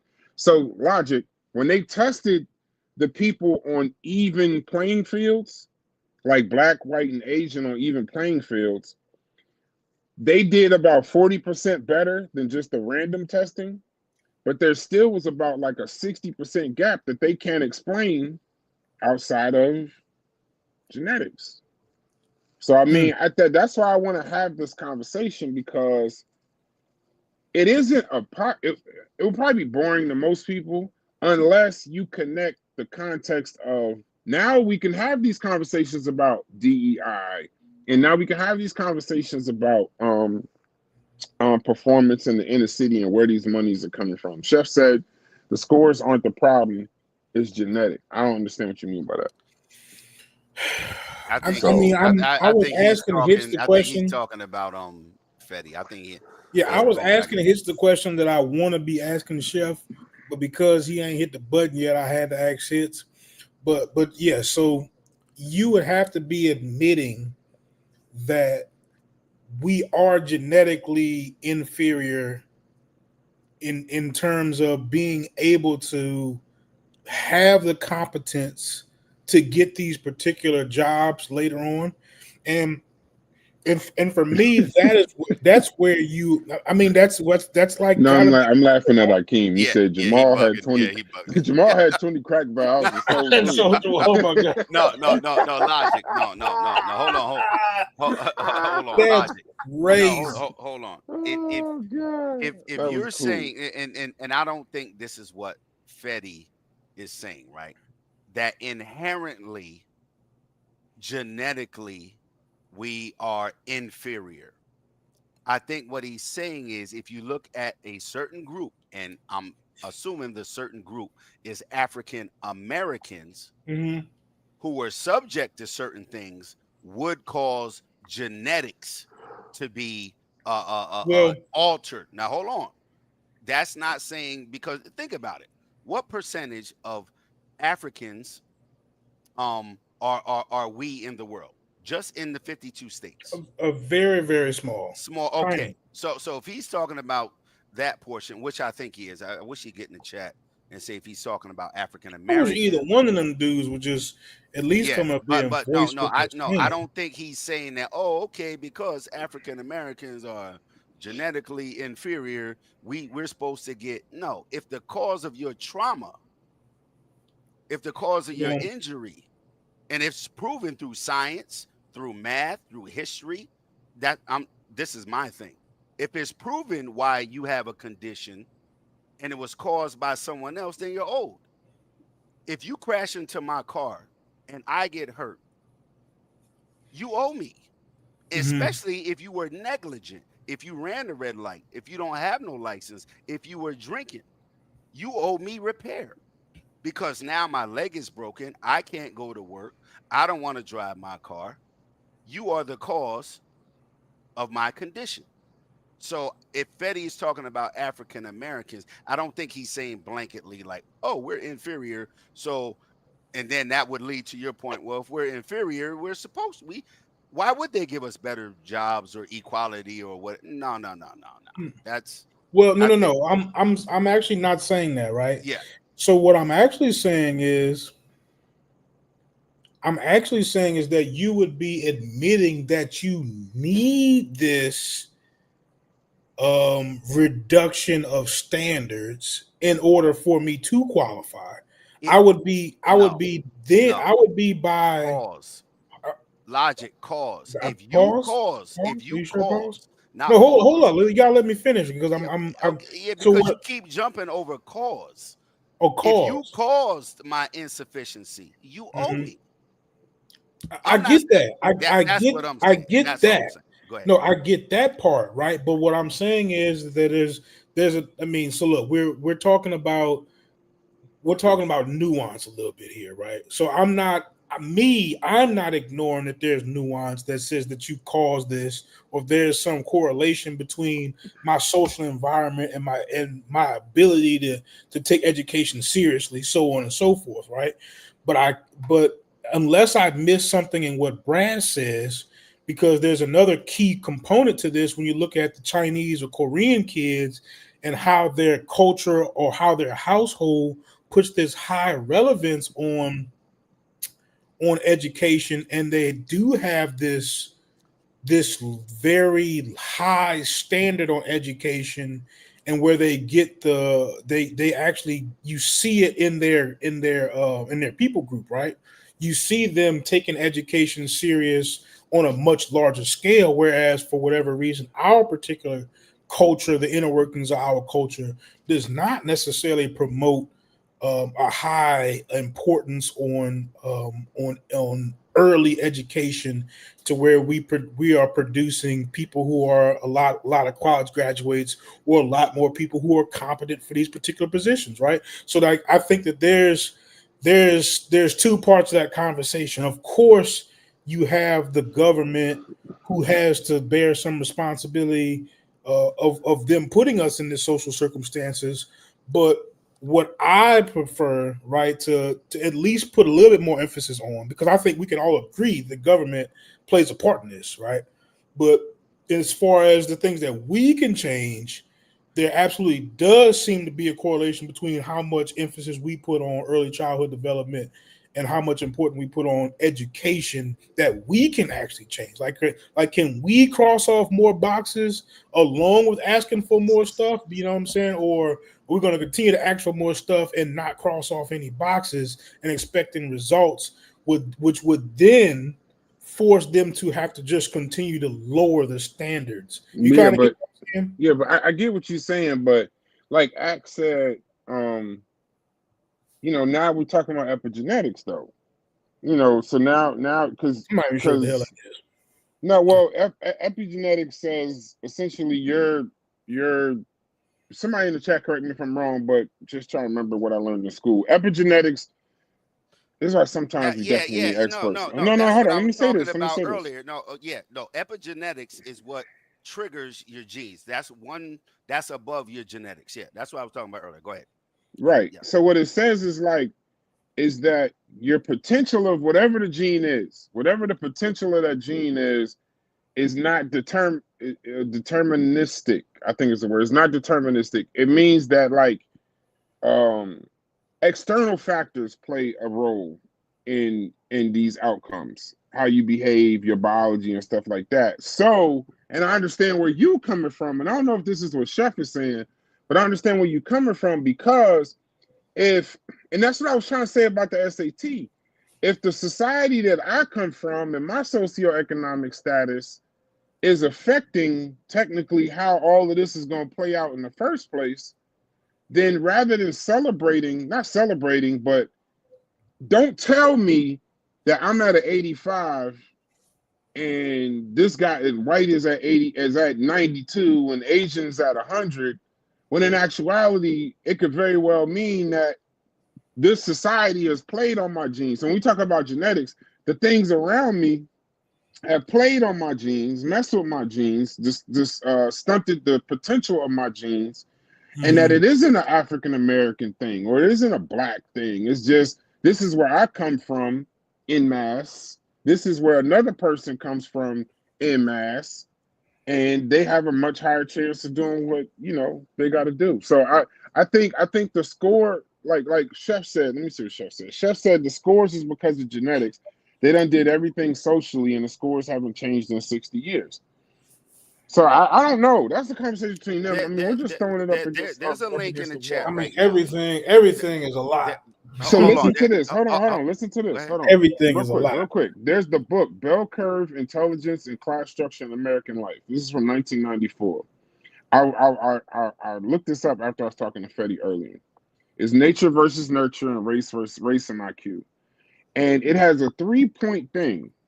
And it argues that intelligence as measured by IQ is a major predictor of individual and societal outcomes. It has 3 things. 1, IQ has a strong genetic component. 2, differences in IQ distribution across groups contribute to disparities in education, income, and social outcomes. Therefore, 3, public policy should account for these differences. That's essentially what you're saying, Logic. That's essentially what you're saying. We could move those funds into something that definitely helps us education. We can make it more fun for the audience, right? I put a link to a video in the chat. It's Neil deGrasse Tyson talking, with a young lady who deals with epigenetics. And her field of practice is that it transfers from parent to child. So I don't know if that's some of Fetty's discussion. It probably is, or Logic's that, are you born with it or are you not? But the link is in the chat. I know everybody likes Dr. I don't. Well, he's in there talking to a young lady, about, and she's a epigeneticist or whatever. And that's what that is about. So we can one day go through that video. And her studies is how it transfers from parent to child.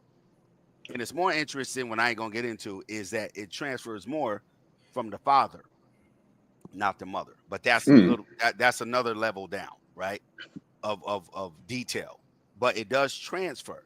And that's what she's in the field of study, the transference transference of trauma or things that benefit the parent to the child.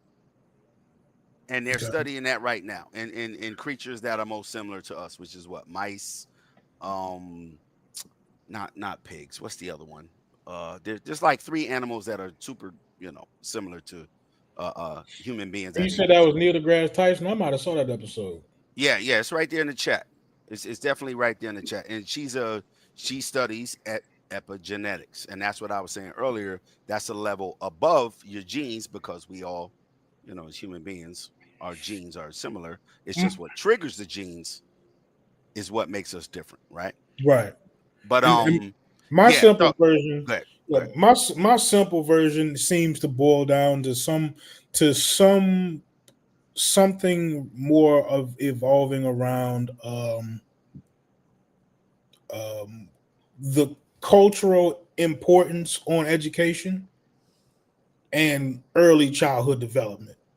Now, it's somewhere in there, to me, seems to be the focus of how you create an environment where you are now promoting children to be more educated, and you're affecting them at a point early in life where you've now given them a clear path as to how they can become successful. And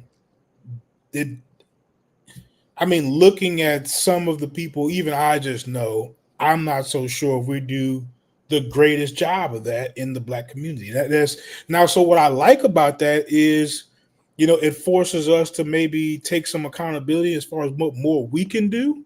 And secondly, I think it gives us a pretty clear direction as far as some of the things that should be more important to us when it comes to advocating for what we want out of politics, or what I dare say it, because that's where the conspiracy theories come out the woodworks.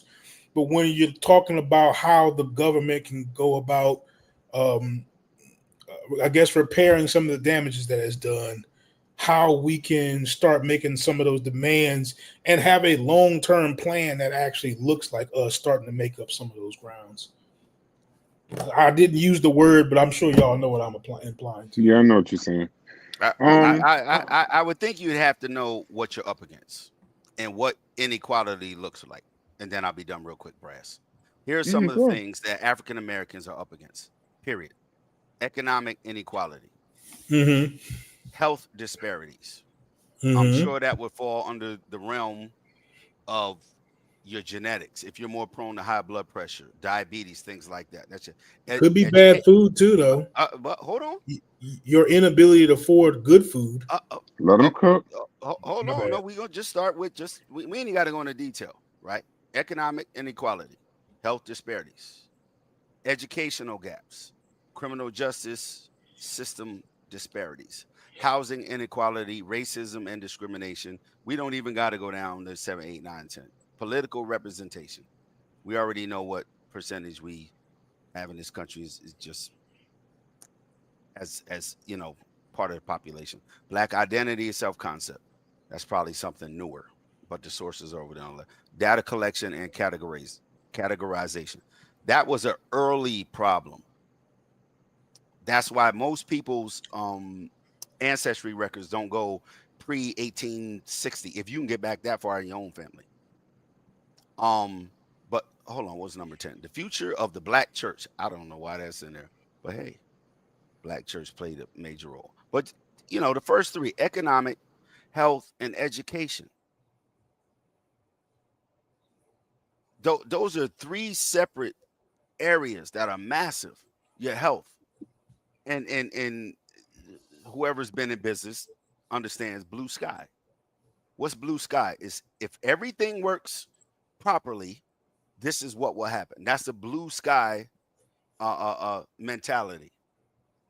So if you raise your child to be, active in sports, to do their homework, to eat right, to go to bed at 8 o'clock, that the result will turn out that they'll excel, or at least be average. At least be average. That is predisposing what Fetty is talking about. That genetically Maybe they won't adhere to the homework. Maybe they won't adhere to when you ain't around. Okay, I'm gonna have a bag of potato chips. Yeah, whatever. I'm gonna put the broccoli under the table. Interaction with other children. Are they more susceptible to ideals, or are they the ideal creators? Are they followers or are they leaders? So if Fetty is saying this stuff is genetic, it doesn't matter. I'm not saying as an absolute, but how would that matter how you raise them if their genes or the epigenetics, my bad, not the genes, are already predisposed to certain things? But hold on, just deal with the three: economic, please, health, and education, all in an 18-year period before they're considered adults. Right. So, and what's the first one, by the way, just to refresh it? Economic. Okay. So I'm saying that I'm putting more emphasis on the at-home culture, right? And the idea that I'm getting it from is because I've heard a couple of different experts recently say that in a Chinese household, they put such a large emphasis on education that they are producing. Okay, let's just say economic. You way down here on number 3. Let's go to economic. No,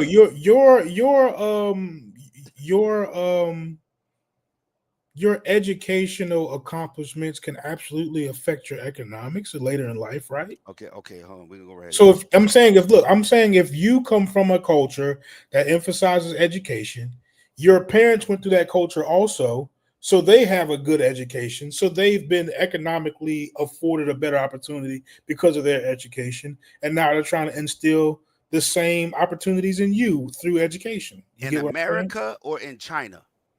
In America. Okay, so you're saying Chinese households here in America, yes, can jump right to number 3 because they have no. Now hold on, this is in order. This is not just 10 random. In order, these are the top 10 lists of the most recent challenges African Americans are experiencing. Now, if you put in that the Chinese Americans or the Japanese Americans or the Korean Americans or the Vietnamese Americans face, if this ain't one of them, you can't compare that. That's a false comparison. And I'm saying that I'm saying that they're getting that out of the equation because they're coming out of the culture at home where they're emphasizing education, and the economic disparity isn't as large, or it isn't something that they need to immediately focus on. They have the resources in order to be able to deal with those economic and health disparities, and they jump right to number 3. That's exactly what I'm saying. Okay. I'm going to Dexter's laboratory, and I'm using the hold on, you're right. Stay right there. They can jump to number 3. You can't. Your kids can, because most likely, economics is number 1. Why? Your household average is 51,000. Right. So follow me. I'm saying the correlation is the at-home emphasis on education. You get what I'm saying? But that's not our problem. Oh, okay. Maybe you missed this, right? So I didn't miss nothing. I'm showing you what it says. Number 1. How you get to number 3 and you ain't dealt with number 1? You can't pay for college if you make $51,000 so what part of number 1 I haven't dealt with? You can't You can't pay for college for your 3 kids if you make $51,000 a year. Let's stop right there. Okay. You might not even live to see them graduate, or your grandkids because of your health disparities. Okay. These are the top 3. Now you get to educate. Now once you get to college, the lack of progress in closing the education gap for African Americans, the number of Black people, with a bachelor's degree has doubled, but further research is needed to assess the current state of inequities. So more people are getting bachelor degrees, and I wish Fetty would come up here. Okay. Nah, he just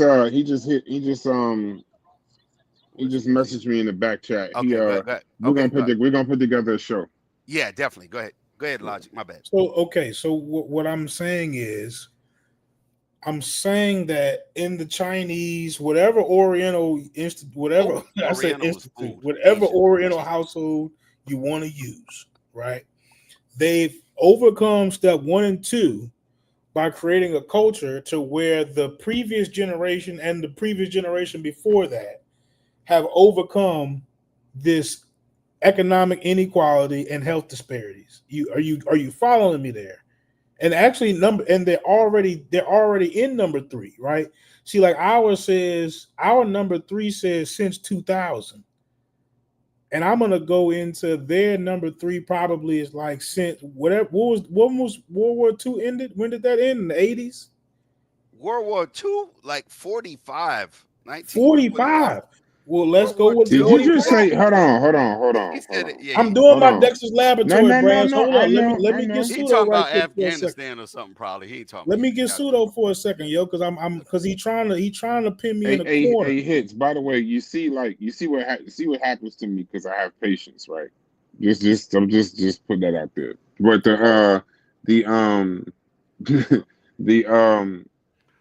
But you're making good points. Only thing I'm saying is, we get what you're saying. You're just trying to drive it home in a different way, but we still get what you're saying. We get what you're saying. I'm under the impression he's not getting what I'm saying. No. Okay. Hold on. We're gonna take it to the next level, because that would assume we haven't done what you're saying already. In 2024, you would say that if we just focus on education, eat better, live in a better neighborhood, conduct certain things, this whole thing would turn around. Right? That's so. With that being said, go ahead. The data I've neglected to look this up. I've taken the word of experts on this one in particular, but they say that the data says that the Oriental child is likely to spend 5 hours a day studying, whereas the Black child is likely to spend 5 hours a week studying. And there's a correlation there. They're not saying specifically cause, but they're saying as a correlation. If you can understand the difference. Yeah, but that's just one single aspect. Education. Now hold on. What you could do, or is what I would do, would have the same information I have for African Americans, because African Americans is my purview, right? I like to study African Americans. Now, if I want to do a comparison, I would go the same route. I would look up all that information. Matter of fact, this is for Fetty or anybody who's in the data. It's called Our World in Data. Anybody in the data, or you super nerdy and you want to go through economic inequality, human rights, poverty, energy, life expectancy, things like that, you can go here. Is this the other? Nope, that's not the other website. Because I always like to share with people where I go for my information. But this is just one, right? If you want information. This also does, let's do economic equality. You can go around the world. Look at that. You can pick on a country. Where is China? Does this list all is it all races, or is it just, are they just staying with Black, white, and Chinese? No, this you can go around the world. Go to Cuba real quick. I want to see what they say. Hold on. Let me see if my cursor works while you're here. But what I'm saying is, Logic, you would have to do a side-by-side comparison. What's the top 3 things that are adversely affecting Japanese, Chinese, Vietnamese? I live in New York, so they're all here. Vietnamese, and you better get it right. You better not call no Chinese person. Hey, scroll down though. Scroll down on them countries. Keep going. Okay, go ahead. Keep going. Yeah, let me see. What does it say about Cubans? Hold on, let me go. Let me see. Go to Cuba. Pull up Cuba. I want to see something real quick. Cuba. All right, so hold on. See if we can zoom in. They probably dumb as hell. We ain't doing that. I already What? What happened? What happened? No. Let's go over here to China. But I think now, hopefully, Logic is talking about the Chinese or the Japanese or the Vietnamese or the Koreans in America. not in their Yes, in country America. necessarily. Okay. Yes. So if you are a current citizen here, right, and they are first or second generation, I'm sure their means and ways and abilities or inabilities would be different than ours. Now, let me go back to my other screen, which shows, because I think this was a popular notion at one point, and I think me and Chef talked about it, right? That if we just do this, then this will happen. We've always done something different. We've always tried to do something and excel and get out of this or change whatever situation we were in. And here are some of the ways: resistance through direct action since 1892, self-liberation and through migration, right? South to north. Education as a tool for advancement and countering. This is what you're talking about. We've been doing that or trying to do that. Negro History Week, historically black college, HBCUs. Carter G. Woodson, 1926. Political engagement, policy, politics, civics. Now, hold on. Resistance, migration, fucking physically moving. Sorry, my friends. You got excited right there. Awesome, man. Yeah, Yeah, that man got fired up right hold there. on. Education, political engagement, economic empowerment, cultural expression. And now in 2024, we got to figure out some new Fetty, no doubt. I got crazy websites with that. I'm sure you do too. Now in 2024, you're going to tell us that we need to do, or all we need to do is, and I'm not saying you're saying that verbatim, but that would give me that vibe that you're saying. If we just, you got to argue each one of these points to say that we didn't. Going all the way back to the 1800s, 1700s, 1600s. But let's just move it. Let's just say economic empowerment through entrepreneurship and business ownership. We've done that. And somehow we still may fall short somewhere. Chef did make a good point. I ain't ignoring Chef, but Chef won't hit the link. I'm ignoring. Nah, what's up, Chef? Yeah, but Chef made a good point. They've thrown billions of dollars at this. So I mean, this is not like, I mean, we're having the conversation in 2024, but they've thrown billions of dollars at this. They've thrown countless groups at this. You know, nothing in essence has changed. I mean, he's not wrong in that. If that's his argument, then he's not wrong. But you know, I don't know what else to, you know, that's why I'm so interested to see them two specifically have the conversation, because you know, they're actually there's a chasm between the two of them. But I actually think Chef, I don't know, because you'll never know with Chef if he's being sarcastic or not, that he's actually starting to agree with him. So I don't know. I could be wrong in saying that. That's why I'm participating in this conversation, but I'm not, because I really don't know a lot about it. I would just be throwing stuff against the wall. Okay, so I'm trying to be nice. And we're both at the point where we are just repeating ourselves, and that makes me feel like you don't think I heard you, and I don't think you heard me, and I think that I think we both heard each other, right? Who, we me? may not. I'm talking about me and his. We may okay. not necessarily be. I think it's one of us, and I'm not sure which one of us, but it's almost like one of us isn't like, I don't know, allowing the other side to. No. Don't take it the wrong way. I'm just trying to have a conversation. Here's how I can prove that I understand exactly Go what ahead. you're saying. Okay. My son is 29. My daughter's 31. Next year, I'll be a grandfather. I know exactly what the hell you talking about. I'm just saying it as a part of conversation that if we just do, or it shows that if this was done, a better outcome would, you know, it sounds easy. And I'm not saying you're making it sound easy, but before I had my that's what I thought. A plus B is C. 1 + 1 is 2. I can change generational dysfunction if I do this. I look around. My father wasn't around. I didn't grow up with my dad. So, okay, does that change the dynamic of my mindset? No, because I know right from wrong. I know 1 + 1 is 2.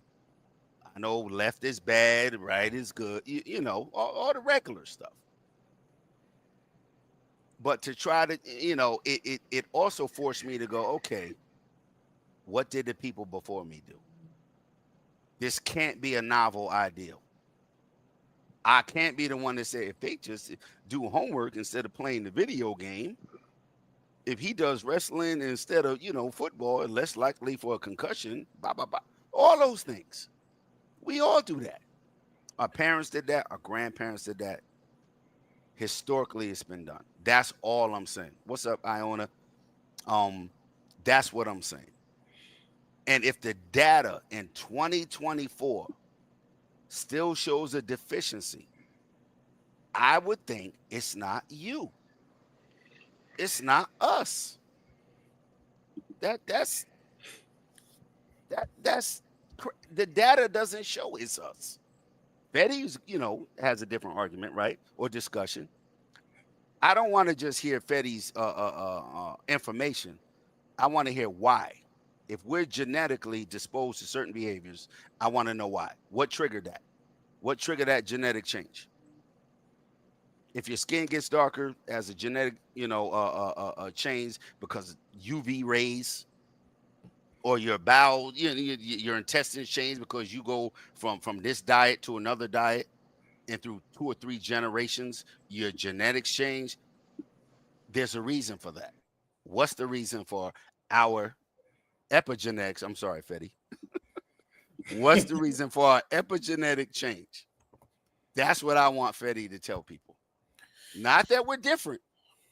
Why we're different. Okay. I mean, sure. There's definitely some more nuance there, and I'm trying to look it up as we're talking. And apparently, there was a study done in 2011 by this gentleman named or lady named Amy Chua. And I'm looking it up here. I'm reading it on ChatGPT. And of course, it's going to give you a little good with the bad, but it's saying that it discussed cultural factors contributing to the success among immigrant groups, including Chinese Americans. It does not support extreme comparisons like 5 hours a day versus 15 hours a week. Data from the National Center of Education Statistics, NCES, suggests that study habits among American students vary widely and are influenced more by socioeconomic factors rather than race or ethnicity alone. So just as a starting point, right, then you would start with, again, these socioeconomic factors, socioeconomic.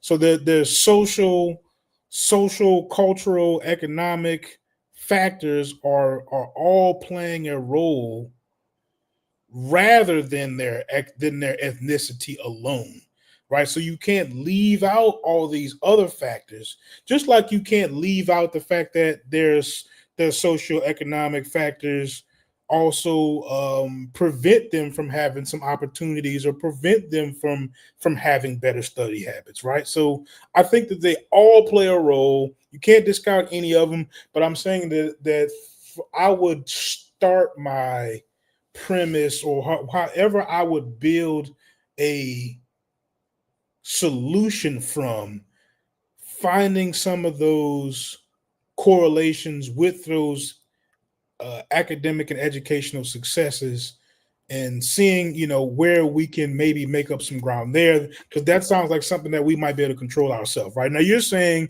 that as if we've never done that, right?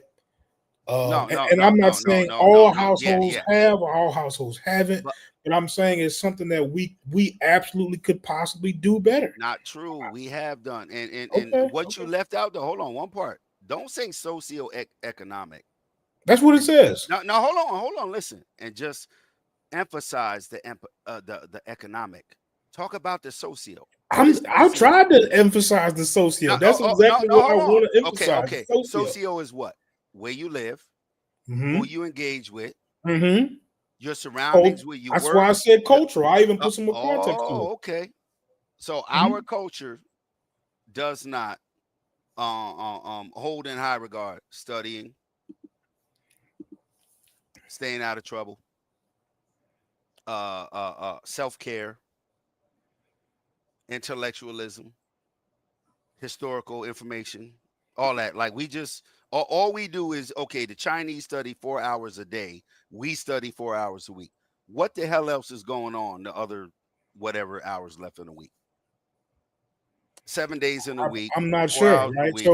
So it goes not on. Telling us what we doing wrong. What are we doing wrong? I get you, right? So it's saying right here in Amy Chua's book that she published in 2014, it says among the groups mentioned, right? They cite several groups they argue embody triple package at different points in times. The Jewish Americans, a combination of religious and cultural traditions emphasizing education and achievement.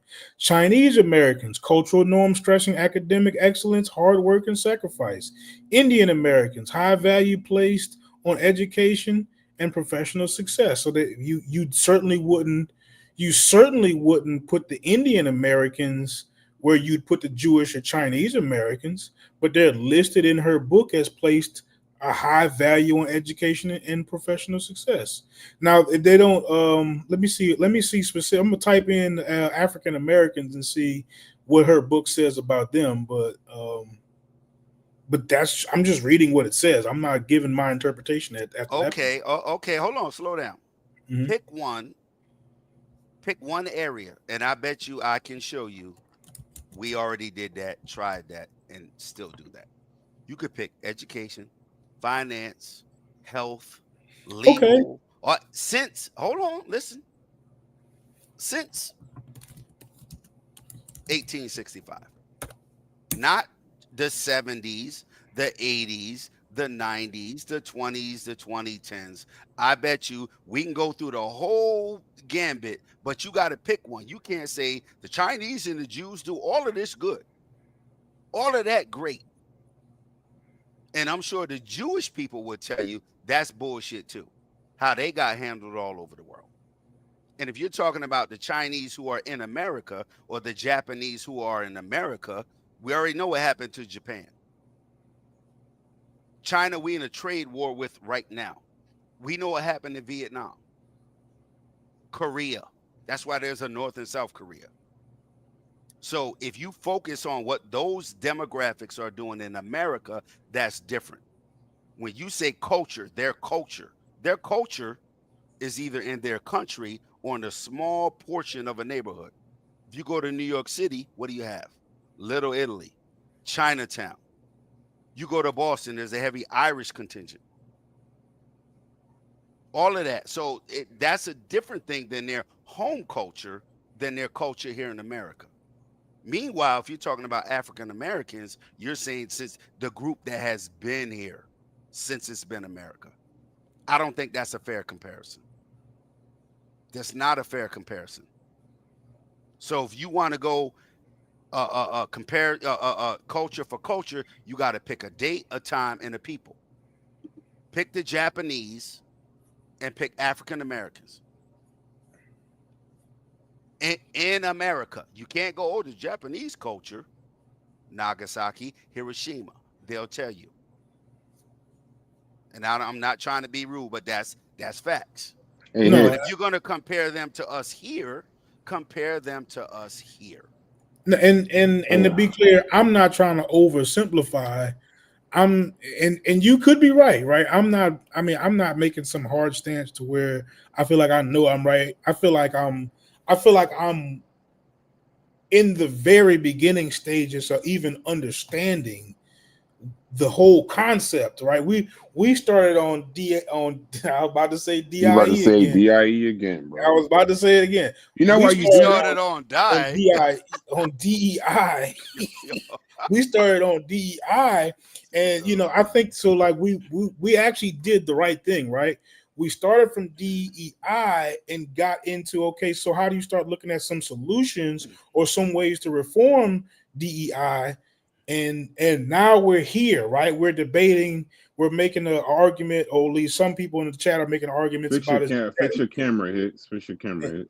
And some people are saying, it could, at least I'm particularly saying, maybe there's some social economic reasons why that we can start trying to look at, right, as far as a premise on how we're going to go about talking about the solutions for it, which is the right thing either way, right? We've it's not like any of us really have any proper training on how to really have this conversation.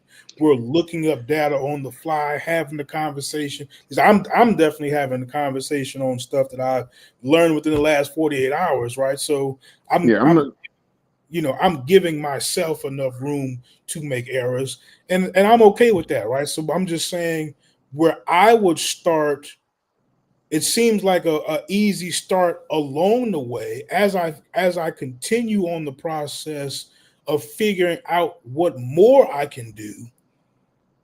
I can at least solidify these things at home, early childhood development, education, and as we progress, make some changes along the way. That's all I'm saying. I'm not saying anything further than that, but go ahead. I'm gonna do the show. I'm gonna set it up probably for Monday with Fetty, and I'm gonna have the conversation specifically with just Fetty, and just let him present the argument, because a lot of times these become Sowell arguments and Murray arguments and stuff like that, and I don't think he agrees 100,000% with them. I think he takes some of those points, but when the difficulty in the conversation, and by the way, yeah, Sosa, you are telling the truth. There's two women fighting, a lady named Serrano and somebody else right now. I keep looking up. When I tell you they are brawling, whoa, they getting it. Brawling. It look like a bare knuckle fight. Yeah, so much better. So much better than WNBA basketball. So much better. So much better. Wow. But moving forward, I just thought I'd put that jab in there. I got to stay on brand. But no, because see, and that's what I was gonna ask you, Hits. If they did all of those parameters that you wanted them to do, right? If they did all of those parameters that you wanted them to do, and then they did the test and it said Black people are genetically not as intelligent as the rest of the world, what would you say then? You're talking about Fetty's IQ test, right? Right. If they somehow were able to figure out the constants, take care of socioeconomic status and all of that, and it still said African Americans are not as intelligent IQ wise genetically as everyone else. Now hold on. Watch the first easy out is you would have to prove the people that are currently driving buses, the presidents of universities, the mayor of your city, the police officers, the people that work in your bank, that their IQ level is the reason that they got there, is the reason that they have that job. Because you can't have a standard to say, and not back to what Logic was saying, but you can't say, oh, okay, if we claim that we're our IQ levels are lower, and Fetty never said this. If our IQ level scores are lower, that any other portion of society, that the service part of your society, your plumbers, your electricians, your carpenters have a higher IQ level than you. Okay, well, how come we don't work there? I told you, my son works for the power company. They'd have to show all of the white boys in there with a higher IQ, just a higher IQ, allows them to run power lines, gas lines, residential lines, commercial lines. the IQ couldn't be the single factor, but without knowing what Fetty, his whole premise is. But I would say, if you could prove my IQ is low because of trauma, and that trauma was caused by somebody, just like my injuries are You'd want caused by somebody, you'd want some money, some little disability. I ain't even gonna cuss you. Yeah. If my trauma is caused and provable, if Fetty says my epigenetics was changed due to trauma passed down from my grandparent, and people, oh, that's crazy. If your grandmother got hit by a car, you shouldn't feel that. That's silly. But if she was, but I'm not saying epigenetics. No. But you can't go to genetics, right? No, I'm saying if they proved it that way. No, he's saying that is what affects. No. I know this is a different question. This is a different question. It was a different question. I'm saying if they had a test, I'll ask the same one to you too, Logic. If they had a test, whoever did the scientist, whatever, because everybody's scientific literacy until it don't match the narrative.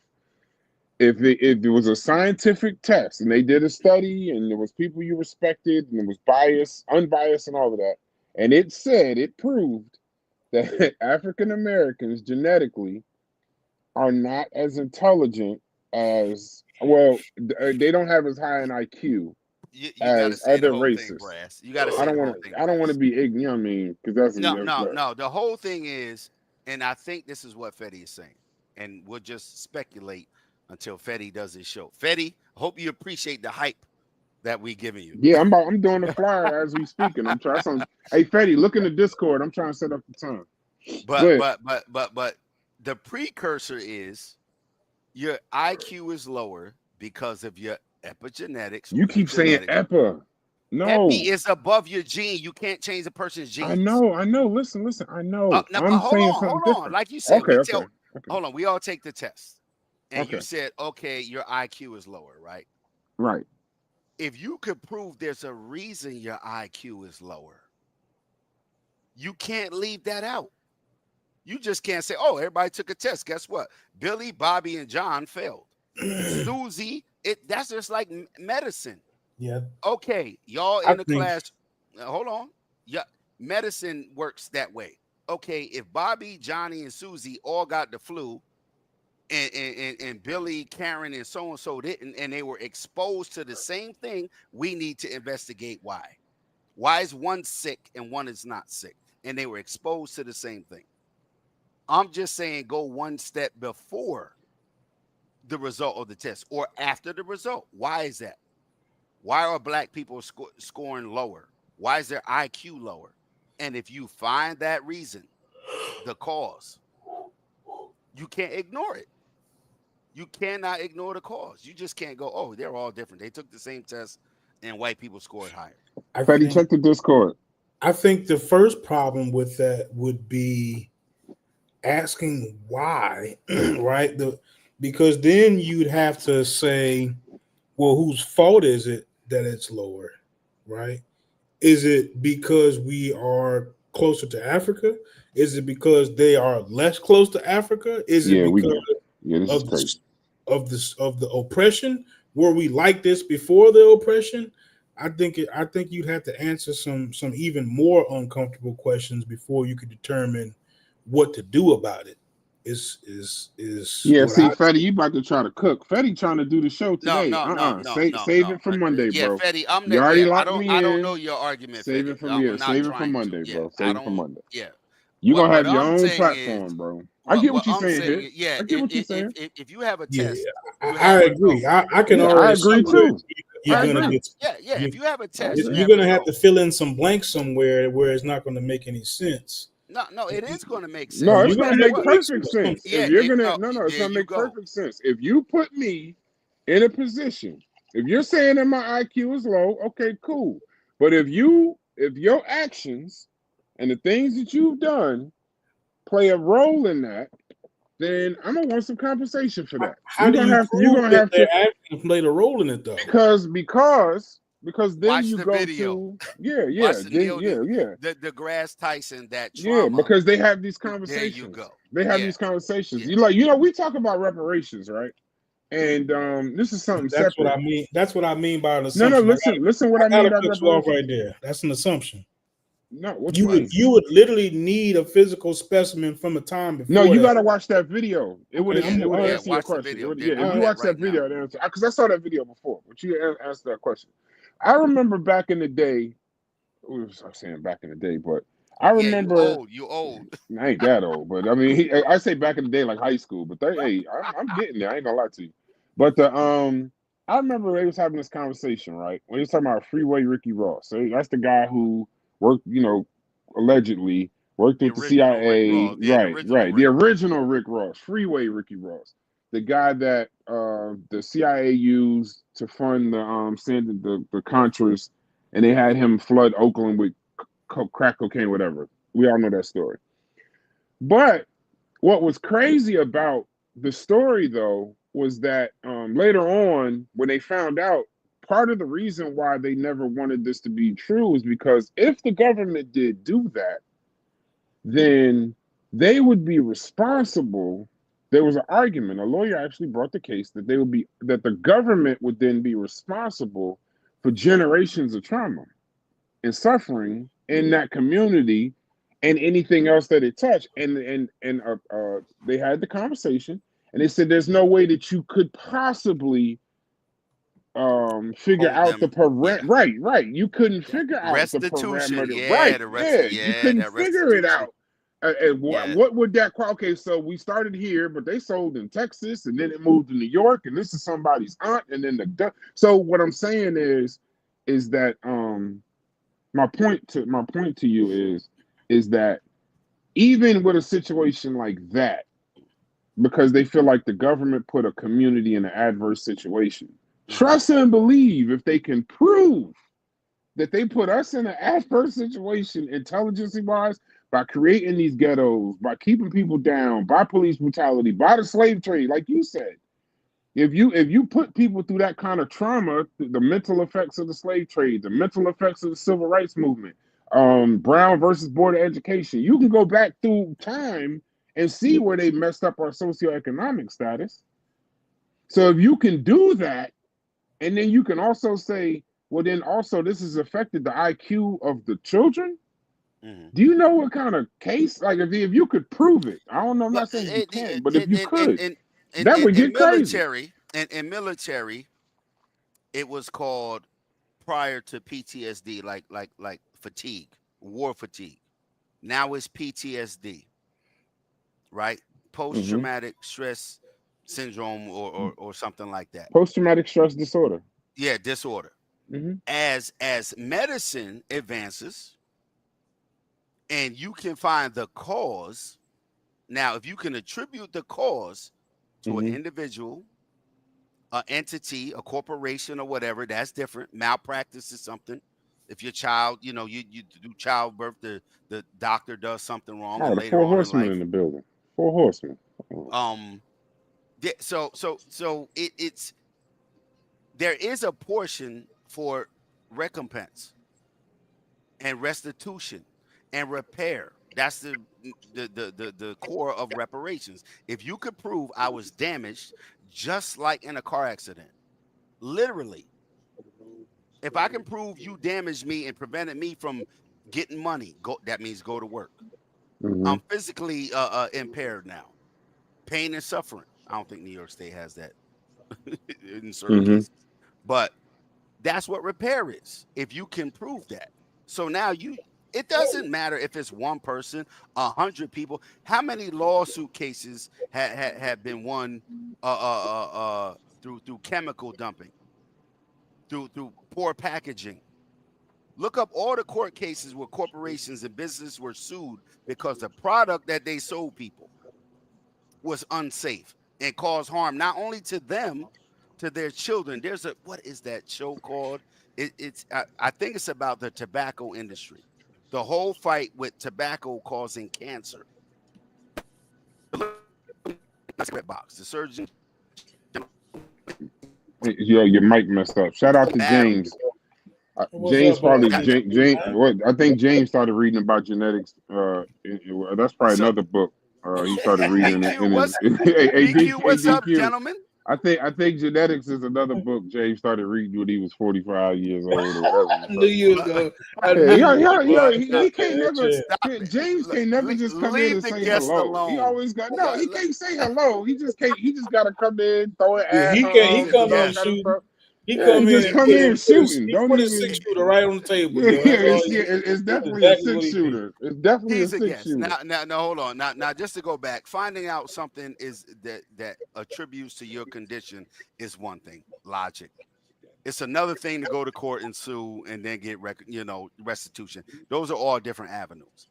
And I hope you're not saying that if you start today, like say you don't have any children and you start with that philosophy, when I have my child, I am going to make sure they study 4 hours a week like Chinese people do, that they not play football, but they play tennis like Caucasians do, or they're going to eat broccoli and Brussels sprouts like the Vietnamese do.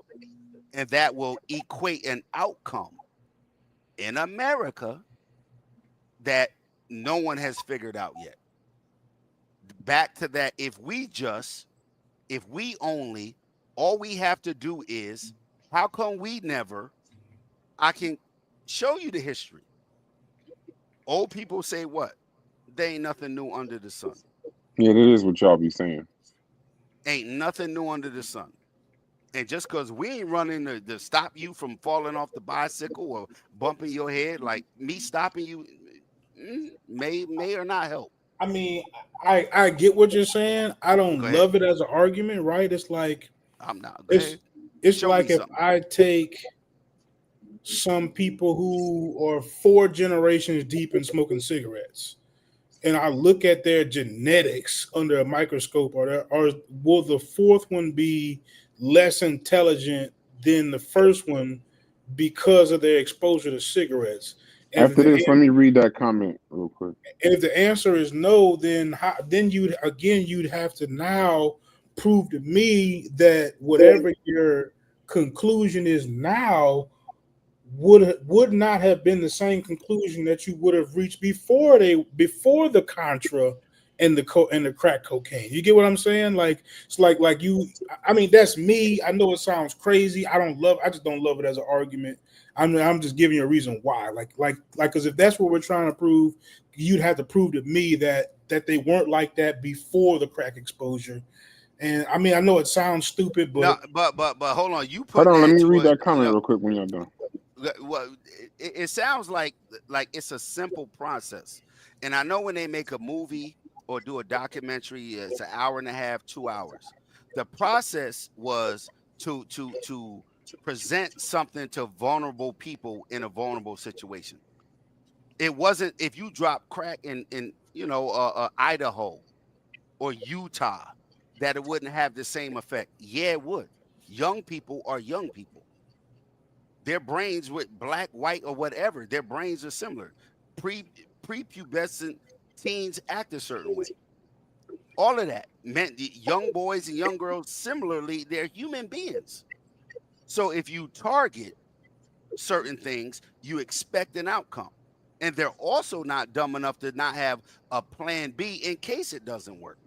That's why it wasn't publicly known for what, 20 some years? Okay, let's just drop crack in central LA through Freeway Ricky Ross. Oh shit, it worked. That's not how they operate.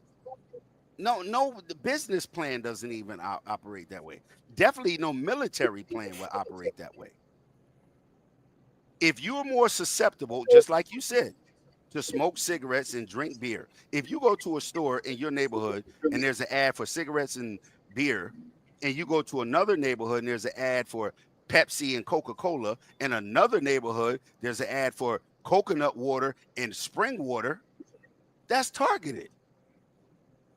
That's targeted. But you don't make it sound like, oh, they just did it and okay, we'll see how it goes. That's not how operations work. Come on, man. Like you giving them, like, I'm not giving them too much credit, but you acting like we fell for the okey doke. I'm talking about an inability to actually collect that particular type of data. I'm not trying to give anybody more or less credit. That's not what I'm saying. I'm saying housing data, income data. No. Okay, on like how smart a person is, right? So basically you're saying that this traumatic experience led to these group of people being less smart, and I'm saying how would you prove that they weren't like that before you the telling traumatic me? Hold on, experience? smart people don't do drugs. So, Smart so people. the trauma, No, the slow trauma down. might. Slow down. Hold Slow on. down. No, you I'll said. let you talk for a second. Now you saying they dumb. Now you saying people who do It's drugs. It's happening again, DQ. No. Hold What's on. up, DQ, man? No, hold on. We just innocent bystanders. Y'all niggas hold arguing. on. Let's we just go sitting back. here not saying a word. Let's y'all go back going to at it. smart Jesus people Christ. not doing drugs, not committing crimes, not being susceptible to any type of illegal behavior or unethical behavior or immoral behavior. You telling me smart people don't do none of that? Is that what you're saying? I didn't say that. No, you said, because they wasn't smart. How did they know they wasn't smart? I didn't say that. I'm saying specifically the shortest way I can say it is that if we're going to assume that the traumatic experience is the reason for the low test scores, then you would have to prove that those test scores would not have been low before the traumatic experience. That's all I'm saying. You talking? And I'm saying that I'm saying IQ. at that point. I thought you were talking about the drug drop off. No, see, that's where I'm saying that you might run IQ. into you might run into difficulty trying to prove that particular thing, which sounds like it would be necessary to make that. I agree, we're not ready, Chef. I agree with that. If you watch the video, the professor or the doctor discusses her studies on epigenetics, how it can transfer from a parent to a child. And I said she was more adamant on the point that it mostly transfers through the father. Right. Now, you can go look. And that's going against you because now you're talking about a stress response and not a test score, which is going to be two totally different things. What? IQ and test scores is the same thing. Stress response. IQ, no. You were talking about IQ. No. And you were talking about how stress responses can be passed down. Hold on, Fetty. IQ and test scores is not the same thing. I was getting ready to say that's it's not the same. Yeah, it's I never said that about IQ. No. I was just listening. A test is not pretty much you IQ regurgitating what you learned. You can do that by memory. Has nothing. Hey, let me read some of these comments real quick, just to break up the monotony. Chef and by the way, said a really good one right here. Yeah, that's what I said. I was trying to read it. I was trying to look into that. To it, but y'all was going Tyson Paul in here. So it says, I want to read some of these comments. Matter of fact, first, man, let me show some respect. What's going on, DQ? How was your day, G? Man, I'm good, man. See, my brothers on here wanted to tap in.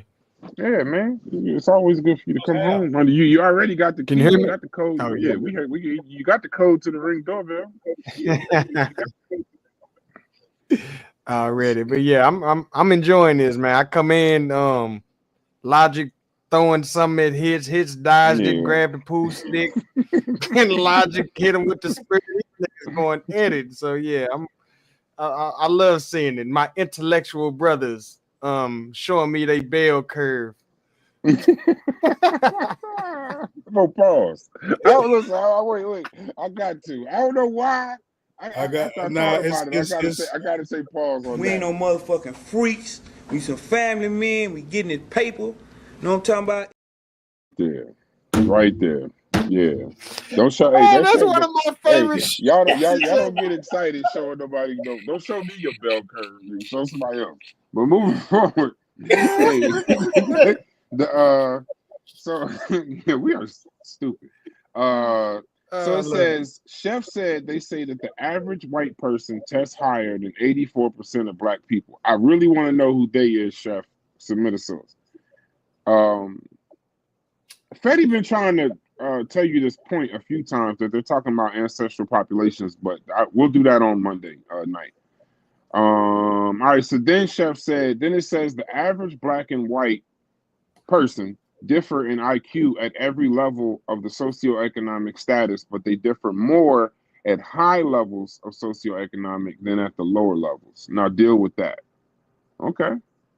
Are socioeconomics considered the same? Like, is there some standard across the board for black and white people when you're looking at socioeconomics? Is that and that goes to this next comment, Fetty, they not ready. And I agree. That's why I want to have the show. Like, one thing I don't want to do, even when he's talking about DEI earlier, I don't want to do, it's cool if we up here just giving our opinions and stuff like that, but then we also have a certain responsibility that, you know, we got to keep making it clear that these are our opinions. These are not, you know, this is not exactly 100% what it is. And that when we're talking about genetics, I know for a fact that's outside my wheelhouse. That's why I said I'll go to Fetty, who I don't even know if genetics is in his wheelhouse. I know it's something that he's interested in, and we'll have a conversation, not a presentation or nothing like that. We'll just have a conversation, and that's that. That's why everybody be quiet in the Discord. That's not why everybody be quiet in the Discord. The reason why people be quiet in the Discord is because hopefully they intelligent like me, and they don't want to jump out there and say something to start an argument, and then somebody say something like non-logic scriptures or whatever y'all be talking about, and then somebody say, "Oh, you don't know what you're talking about." Then you got to get into that. He said it's a fear going on in here. No, I actually want to get to the point. The second part they said is, do y'all realize our Niger Congo ancestors in West Africa were in those environments for thousands of years? To act like certain environmental pressures can't equate to certain variations is wild. I would agree with that. Ancestral populations is the reason why African Americans have sickle cell. It came from the Green Sahara. He said, I took a lot of courses in college dealing with genetics and stuff. So yeah, Monday, I would say Monday, Monday, 7:30, 8 o'clock. We'll have a conversation with Fetty. I'll put the flyer out and we'll see where we go with it. We'll see. And by the way, they just showed Tyson's whole rear end, and I immediately looked up at the screen the wrong time too, yo. As soon as Tyson ain't got no pants on, bro. Because I kept getting messages saying that Netflix was down, right? So then I'm like, all right, let me just see if it's working on my end, because I know my wife is probably trying to watch it. And then as soon as I got it to work, I got flashed by a 58-year-old man's rear. Full moon in Dallas, Texas. Lord, man. Mike, come on, Mike.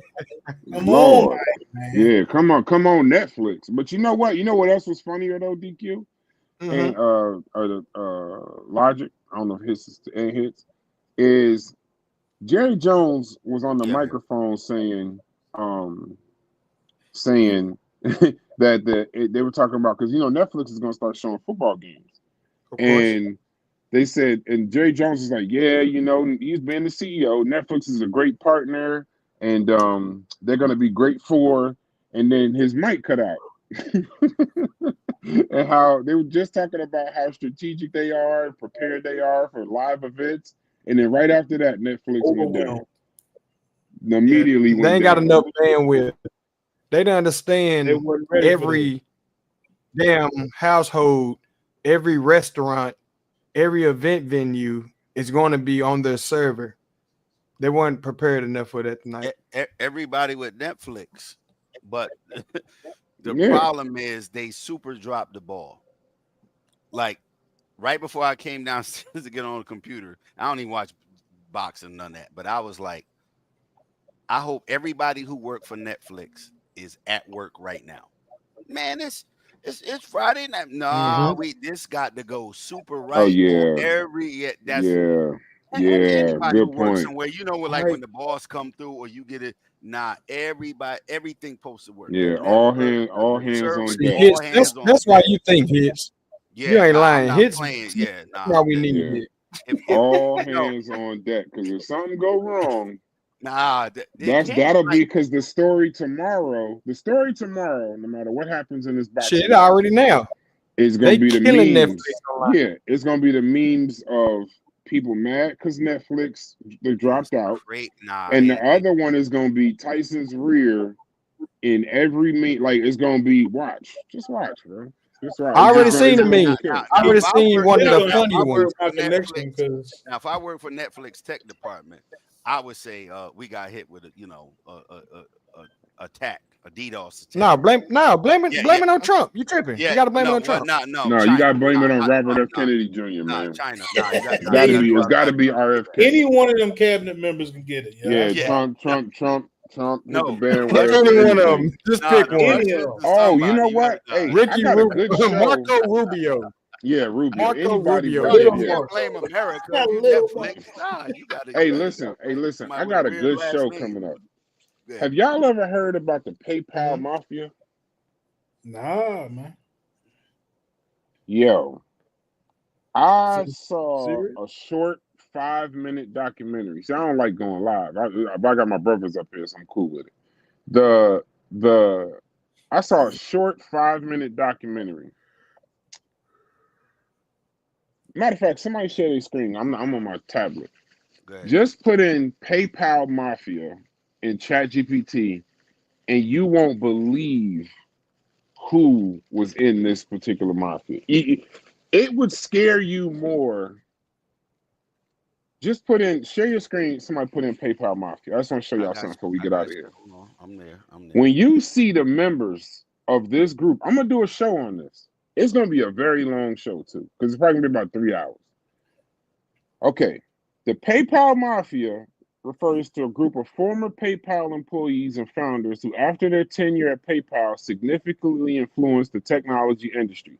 I'm just going to give you the names. Now, mind you, these are all people that worked at PayPal.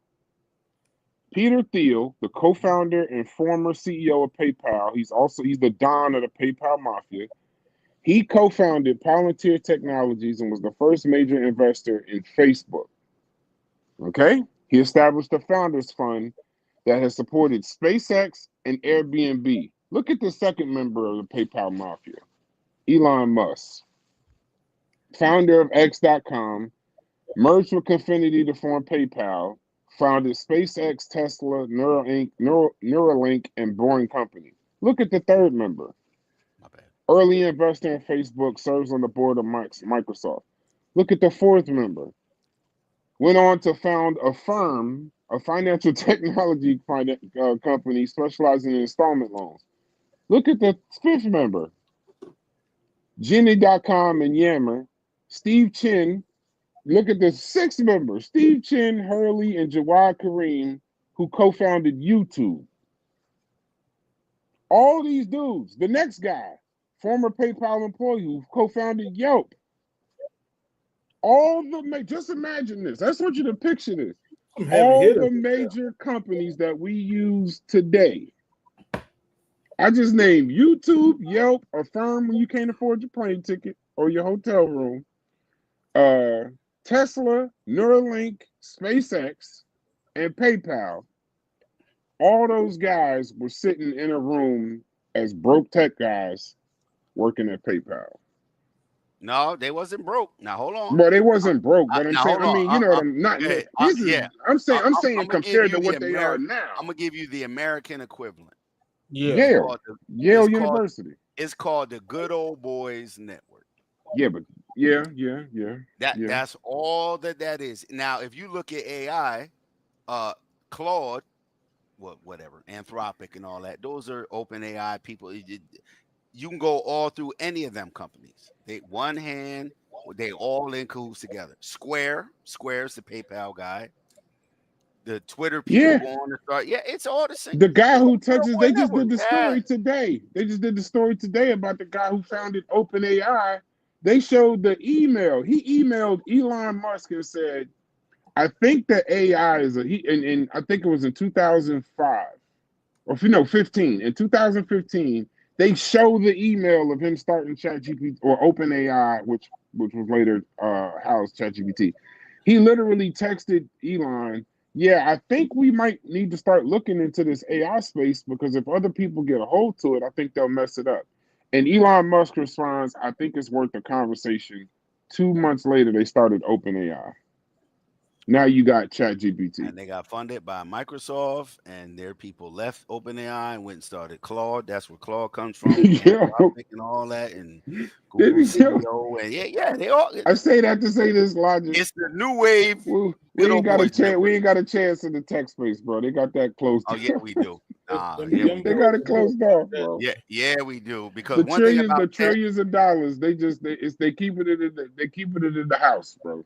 Listen, one thing about tech, they all operate. Technology operates off of basic principles. Like you can't change the principles. It's just money and influence. That's the only thing that changes. Tech operates off the same principle. Like there ain't no new microchips that operate different. They all operate. Networks are networks. I don't care what anybody comes up with. If the network ain't right, it ain't gonna work. You know how much money that is in that room, no hits. But they all. That's a couple $1 trillion. No, bro, listen. Yeah, I know. Hold on. The one I read was that. Okay, so it was PayPal, Facebook, Reddit also, because they didn't put Reddit in there. The guy who started Reddit was in that group. LinkedIn, Change.org, Kiva.org, Clarion Capital, Square, like you said. This is crazy. All in one room. These guys sat. These guys all. All of those companies went to lunch together before. That's sick to me. That's a couple $1 trillion, bro. That's a couple $1 trillion in conversation. Because now you got Elon with X. That's a couple $1 trillion. They all was friends. PayPal, and they get called the PayPal Mafia. See, you learn something new every day. Hey, the good old boy network, man. What is Chef talking about now? Where's y'all defense mechanism at? So somebody say black people are genetic less intelligent than Asians and whites, and y'all get quiet and want to see studies. Where's y'all defense mechanism at? So somebody say, oh, you mean why we not rioting in the streets? Well, you go do it. You started up, bro. You started. Hey, you do me a favor. What's that movie? That's a him and Fetty conversation.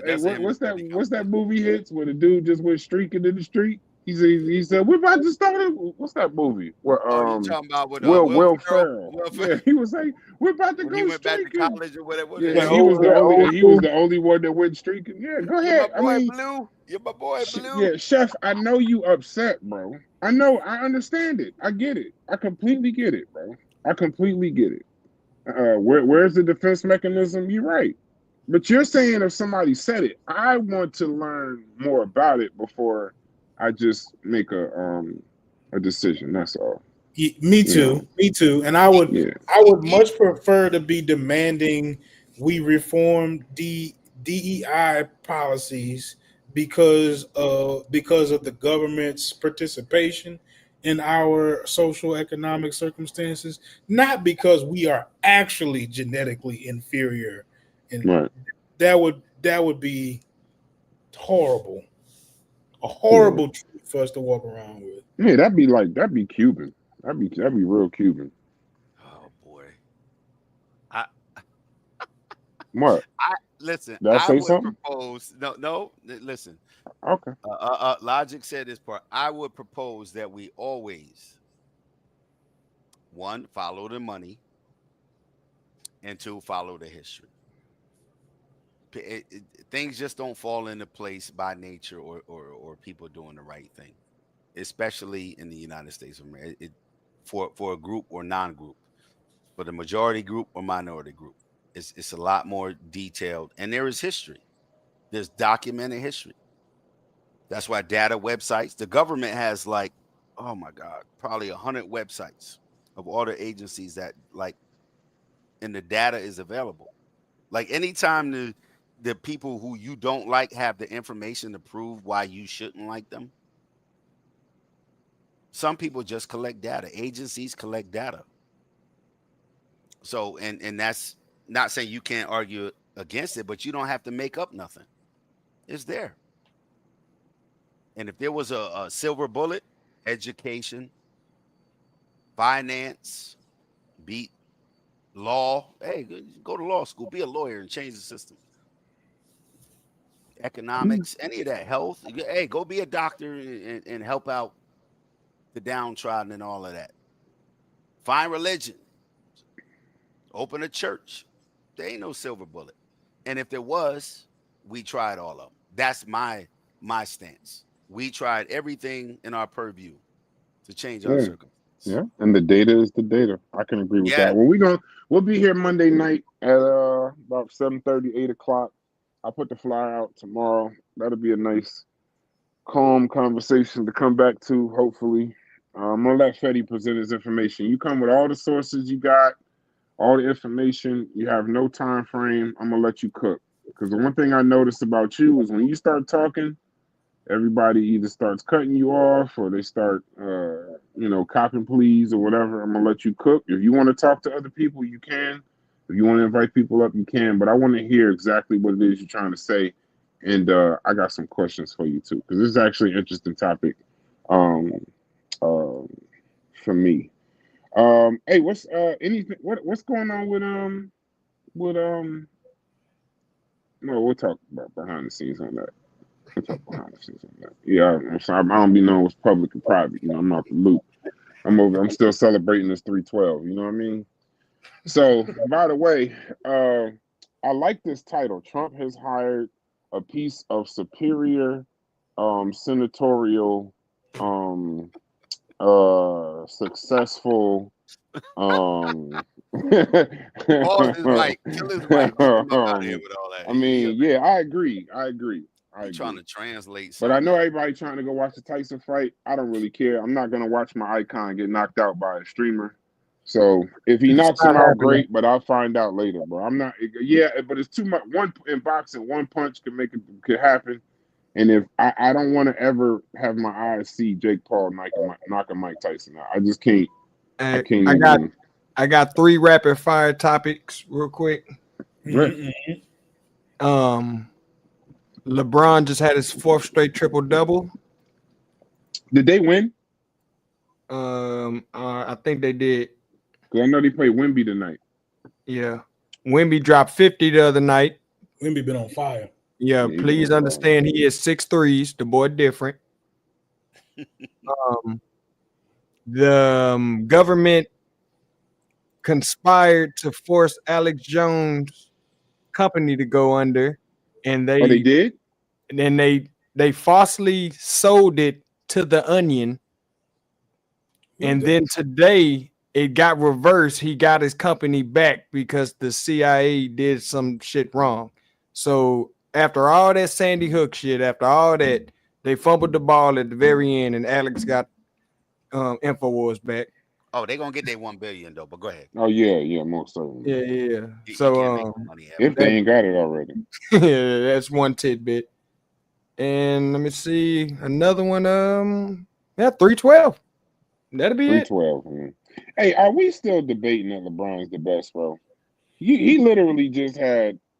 He's 38 years old. He just dipped on 15, 16, and 12. Yeah, we talking about sports. He out of here. As soon as we talk about sports, he's out of here. Logic been looking to the left like somebody been telling him. As soon as you get off that computer, I'm gonna whoop your ass. I'm getting the nostalgia, man. Nah, he's 58. Logic. Don't watch your heroes. Do not watch your hero get put to sleep, bro. No, he's 58. He's 58 years old, bro. I feel like I know he's 58 years old, right? I've been watching a lot of his training. He looks really, really good. He sound like he got his love for fighting back, or his reason to fight back, I should say, right? He looks properly motivated. He looks healthy. I can't wait to see him fight. Yeah, you sound like are you so now that you finished describing Biden, or start describing Tyson? Because that's all you just did. He's old. He got his fire back. He seems no. I wouldn't say none of that about Biden. And then he gonna ask you for the nearest Jello cup. Come on. I wouldn't ask none of that about Biden. I saw him trotting across the stand the other day, and he looked like what they call him, a puppy with new legs or something. Walking like a new deer. That was crazy. And they said a new deer. Yeah, man said he was looking like a puppy with new legs. That's how he looked. This nigga lied. Yo, did you hear what they told him? They told him that Trump was president This Joker smiled like he voted for him. He did vote for him. It's almost like it was news to him. Like he didn't even realize. Like, yeah, you know, you got to leave in. Oh, we got to leave in January. No problem. Yeah, y'all have fun for the next 40-something days because now you only gonna have one old white man to talk about. You said 4 years. Yeah. Hey, you only gonna have one old white man to talk about if he make the 4 years. So yeah, I don't know. Yeah, Trump getting. Hey, but if I was him, I do 2 and get the hell out. Hey, since that election, Trump. Hey, DQ. Since that election, Trump been looking real spry. Listen, him and Kamala. He got a little pep. Him and Kamala talking loud. He talking loud. He cussing people out. He doing all that. Him and Kamala gonna be on the beach somewhere just getting money. That's what I would do. Damn all this, y'all. That Joker trumping, dropping speeches. He been announcing cabinet members. He forgot about confirmations and FBI background. He reading. Yeah, he when I tell you, FBI background, he throwing that out. He don't need that. No, wait, when I tell you that Donald Trump right now is making it up as he go along. Because they told him yesterday. He said, well, Robert F. Kennedy is going to be the director of health in the United States. So they said, you do understand that you got to go through confirmation, you got to go through FBI backgrounds, all of that. He said, all that frivolous stuff. I'm not worried about that. Yo, he trying to get it over with. They're like 4 years. Is Marco Rubio the only person who might really be qualified for his cabinet? No, you can't make this up, bro. They don't even know. That's doing for yo. Hey, listen, when I tell you that gets higher. See, these are the conversations out politically when we get back to laughing about it. That gets higher is so hilarious. When I tell you it's hilarious, because bro, when I tell you, listen, Getz got hired on a Wednesday. On Thursday morning, he was about to get indicted. About to be out of it. He was about to be literally FBI was taken away. The FBI was about to knock on the door and say, "Come with me." It's wild. And as soon as he made him the attorney general, everything's gone. Right. It's out of here. They don't even the whole investigation over with. Come on, man. Listen, y'all can't. I can listen. I know. I know y'all go. You know, we laugh, we joke, we have private conversations of it. But there's just something about that level of power. I just, you know, you see, like you said, I wish I could just drive that kind of car just for a day, just to be able to just look at the government and be like, listen, I don't give a damn what y'all talking about. Right. I don't want nothing. Listen, I don't want nothing to do with it. My man, when the FBI knock on the door, you open the door. Hey, we busy. It's slam the door. Right. Wait. Hey, Logic. Logic. And then open the door back up. Hey, here, set these cans out while you doing it. Hey, take this out to the sidewalk for me right quick. Bro, when I tell you, hold on. That's only good. Right now. That's only good. Man. That's only good if you're a dictator. Because unlike America, Putin and Xi over in China, you and homeboy over in North Korea, you can run the country for 30, 20, 40 years. Over here, right. Every 4 years, every 2 years, some shit. So for now. It's funny that you say that because it's got some truth to it, but I wouldn't know that part. Nah, the military ain't playing that game. Listen, for now. Military ain't playing that. For now. Nah, listen, the military ain't playing that game. Well, I can't wait till he try to pull that one. If he try, let me tell you something. If he advanced, because it ain't just him talking. Oh yeah, he talking about it ain't just him. Elections. Ain't gonna be no Vance. More elections. Vance is the one that was public. Like on a, I thought he like made a mistake. I thought it was like he actually said at a rally, "This is the last election, people." That's he said. This is the last one.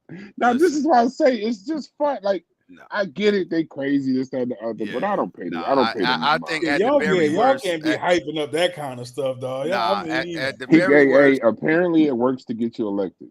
Yeah, apparently. Hey, for a few years, and it ain't against the law. I mean, ironically, right? It's crazy. Just say what you want. Yeah.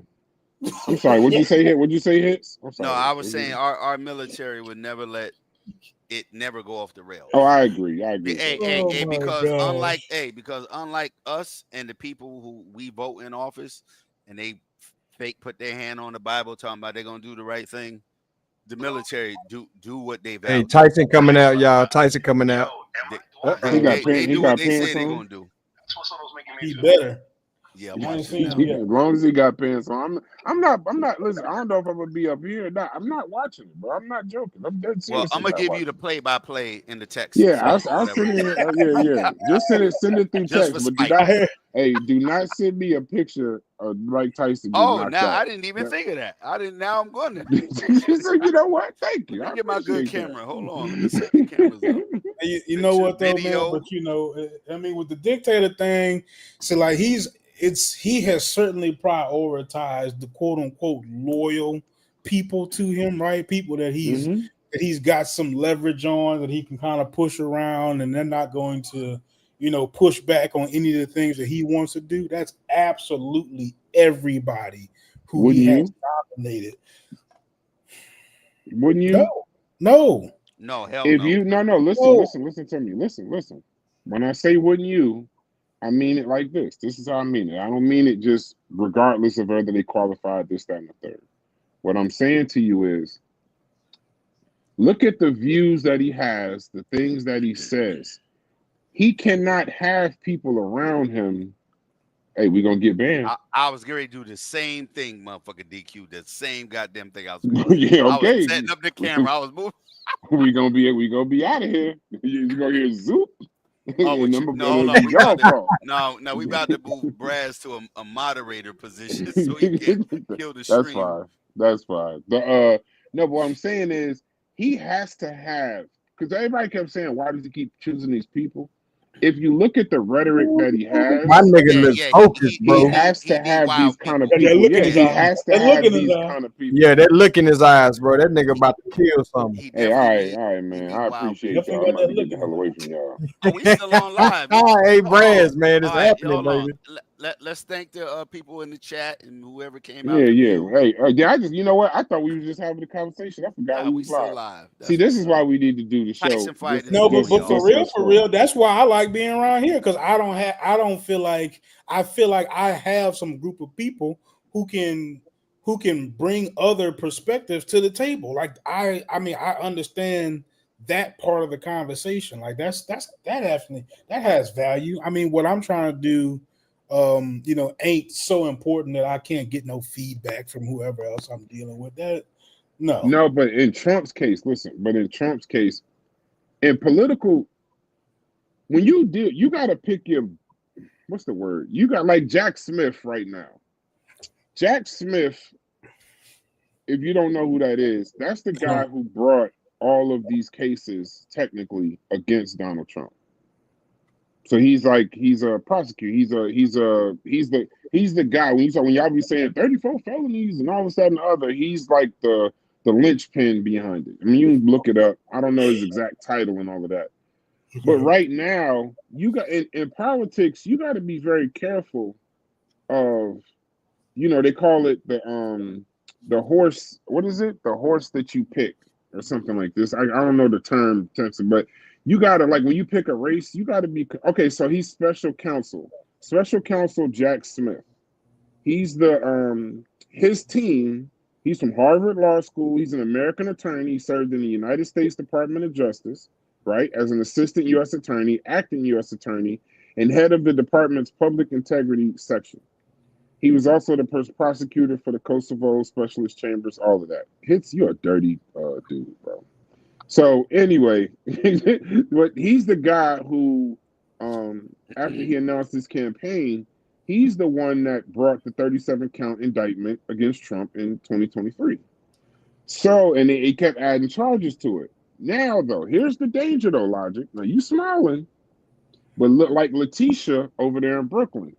Letitia, okay. Right. When you bring these charges against somebody, you better know or hope that you don't end up where you at right now. But that is unethical to have personal vendetta. So it is. We can talk this again like barbershop talk, but that shows furthermore that if you target your opposition in any political form and all that, you're heading towards what I call Trump a week ago, a month ago, a year ago. He's a fascist.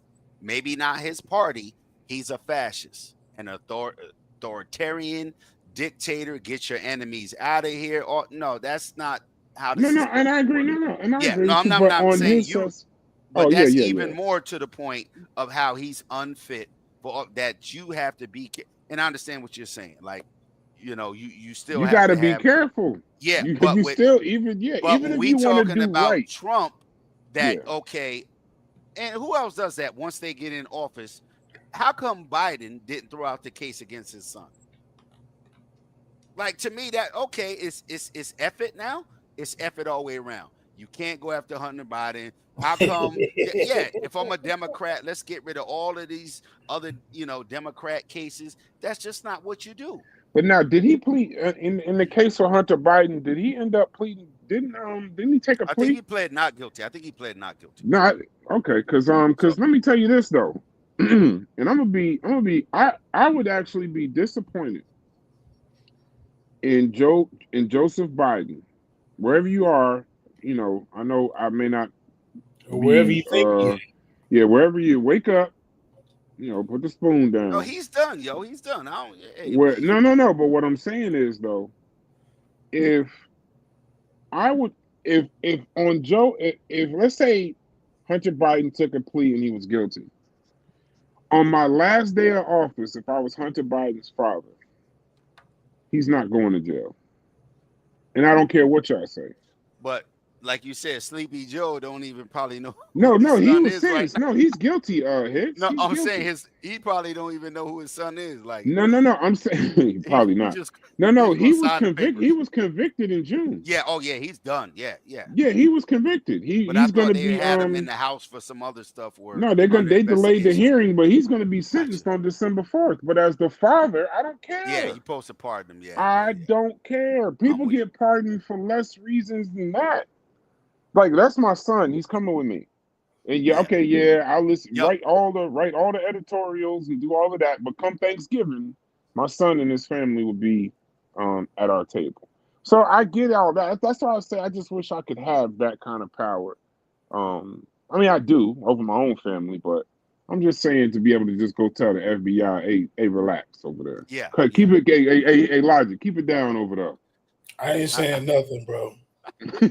See, you know what? I ain't saying nothing. Here's the they got to raise seeing what I'm seeing. Yeah, I can't do it. Yeah, in Trump's defense, Logic, in Trump's defense, right? In Trump's defense, and that sounds weird, but in Trump's defense, I know, I just realized what I said. That's a pause now. That's a pause. Yeah, do I gotta put some accountability on the screen right quick? No. You ain't gotta do it. It ain't that kind of pause. It's just, why would anybody ever say Trump's defense? Like, he's crazy. But on their side of the argument, though, is they were saying, now I could almost agree with this too, though, that they were kind of overzealous in their prosecution to try to stop what's happening right now. That essentially they were bringing, they were being overzealous in bringing so many charges, whether he did it or not. I'm not here to debate that, but what I'm saying is how they were going so crazy. He was getting charged in Atlanta, he was in Georgia, New York, Florida, Washington, D.C. But also the goal. You said that worked against some brand. It worked against them. Hold on. It's not abnormal to overcharge to get a lower charge. Not a lower charge, but a lesser charge. That's not abnormal. Oh no. But that ain't what I'm saying. That's not what I'm saying. That's not what I'm saying. What I'm saying is, and I agree with you, that's just prosecutorial stuff. But I'm saying on his side, he's saying that they were doing it to stop him from running in the election because they knew he would win, and that if he would, and that's why he fought so hard for that immunity aspect, and then the appealing after appeal after appeal. You do that stuff, the legal whatever, law and order stuff. But on his side, that's what he was trying to say about Jack Smith. Now, to go back to my overarching point first, when Jack Smith, as special counsel, says, I'm gonna head this case, pause, and I'm gonna prosecute Trump, and I'm gonna do this, that, and the third, you better hope that you win. And you better hope that this man doesn't become president, because in political why circles, would you better? Because prosecutors lose. Well, that would cases. be anybody though. But hold on. Prosecutors lose cases all the time. The state loses cases all the time. Obviously, the Fed has a better prosecution rate than states do, right? Or oh yeah, definitely. No, it's federal. But yeah, or federal. Yeah, they have a better prosecution rate. Mm-hmm. The problem is retaliation. That's not legal, and that's what I'm saying. If I'm afraid to do my job because if I lose, you're going to do some sort of a vengeful act or make my life hard, that's not like the system doesn't work then. But now, against the president of the potential, if I told you to prosecute someone that could potentially be the next president of the United States, in the back of your mind, honestly, you wouldn't be thinking, shit, I better make sure. I better make sure that I get this done. Didn't they do that to Hillary Clinton? They had her up there on that Benghazi stuff and all that. And I think she was the Secretary of State then, who later ran for president. But regardless of the story, right, prosecutors should work off what? Evidence. Yeah. If I have evidence that you committed a crime, no, that's your job. No, I agree. Yeah, if I drive trucks for a living, I need to do my job, or a whole bunch of people not going to go home.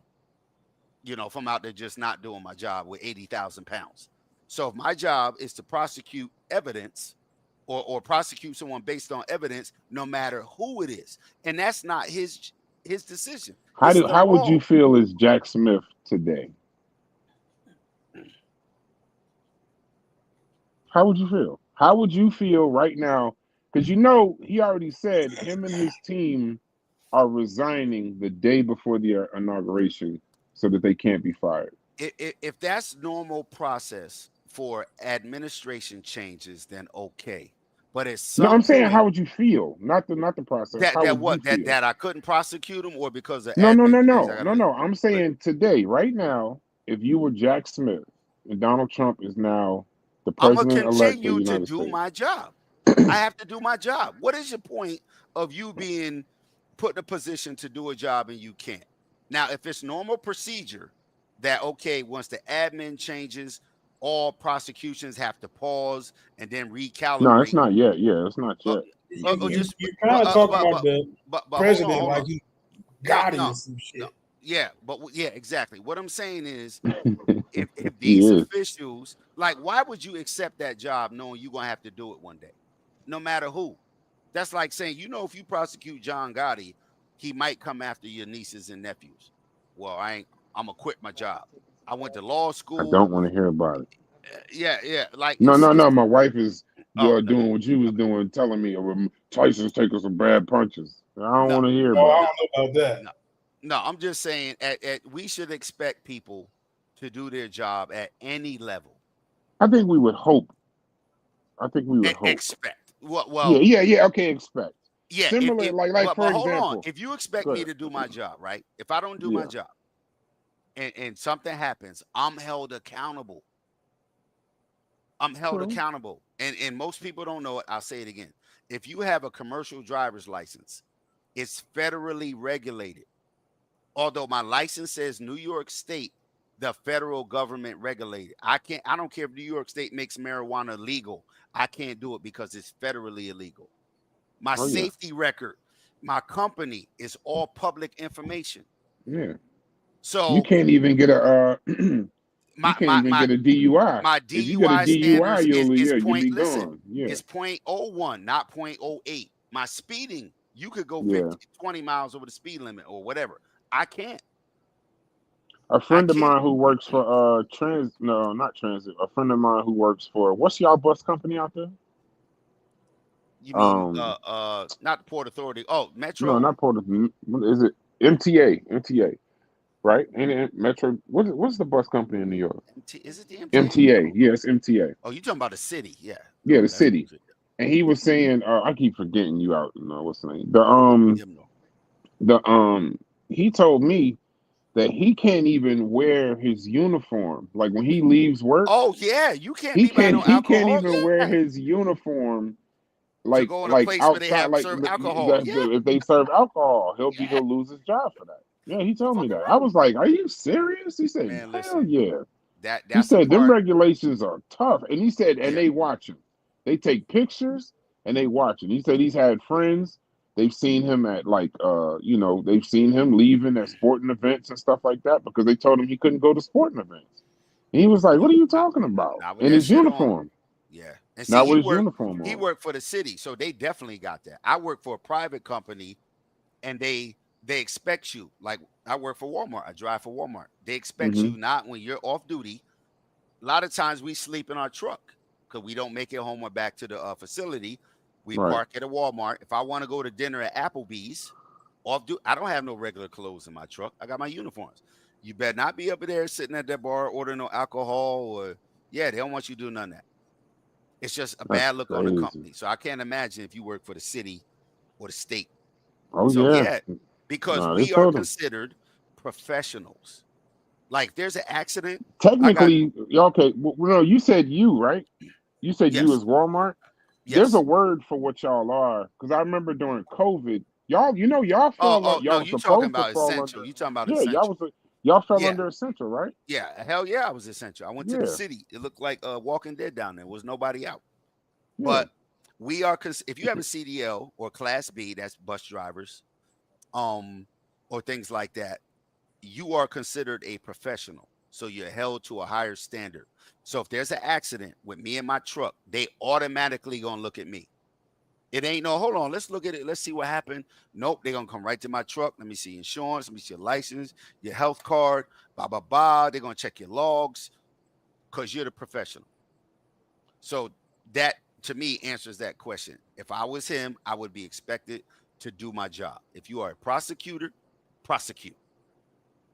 Obviously, if you can win, you need enough evidence. You just don't say, hey, take him to trial or court. But no, he should be doing his job. If that's normal protocol, that once a person that you're investigating either dies or becomes president or is your boss, I would be terrified to prosecute somebody that could be president, bro.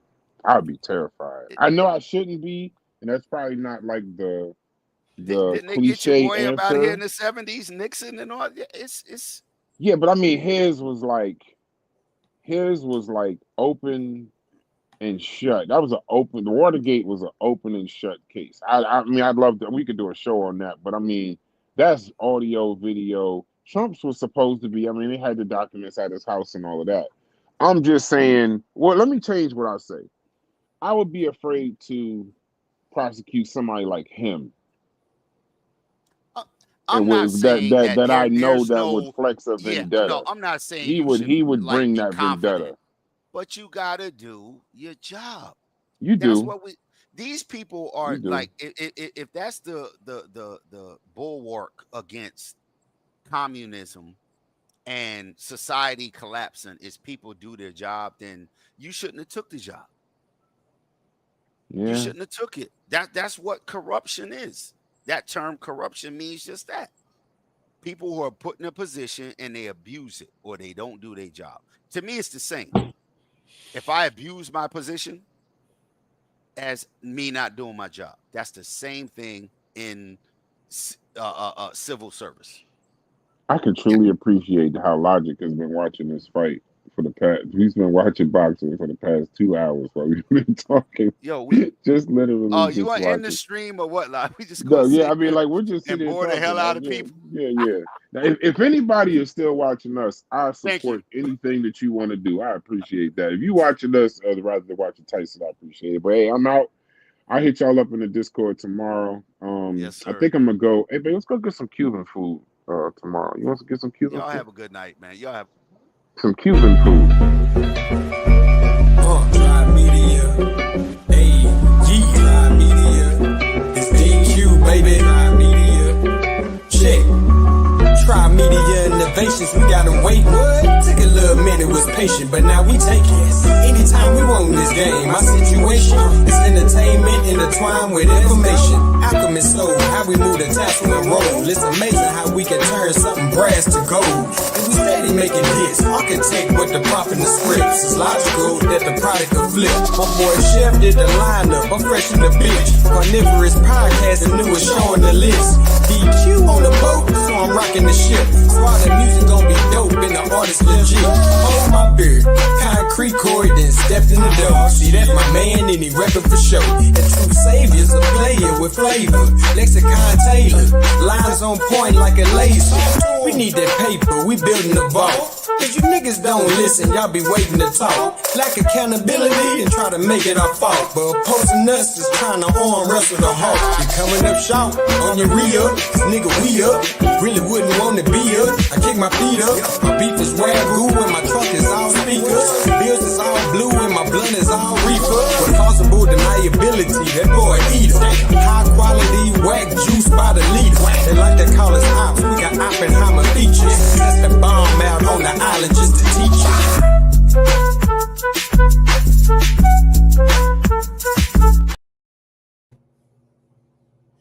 Tyson look like shit.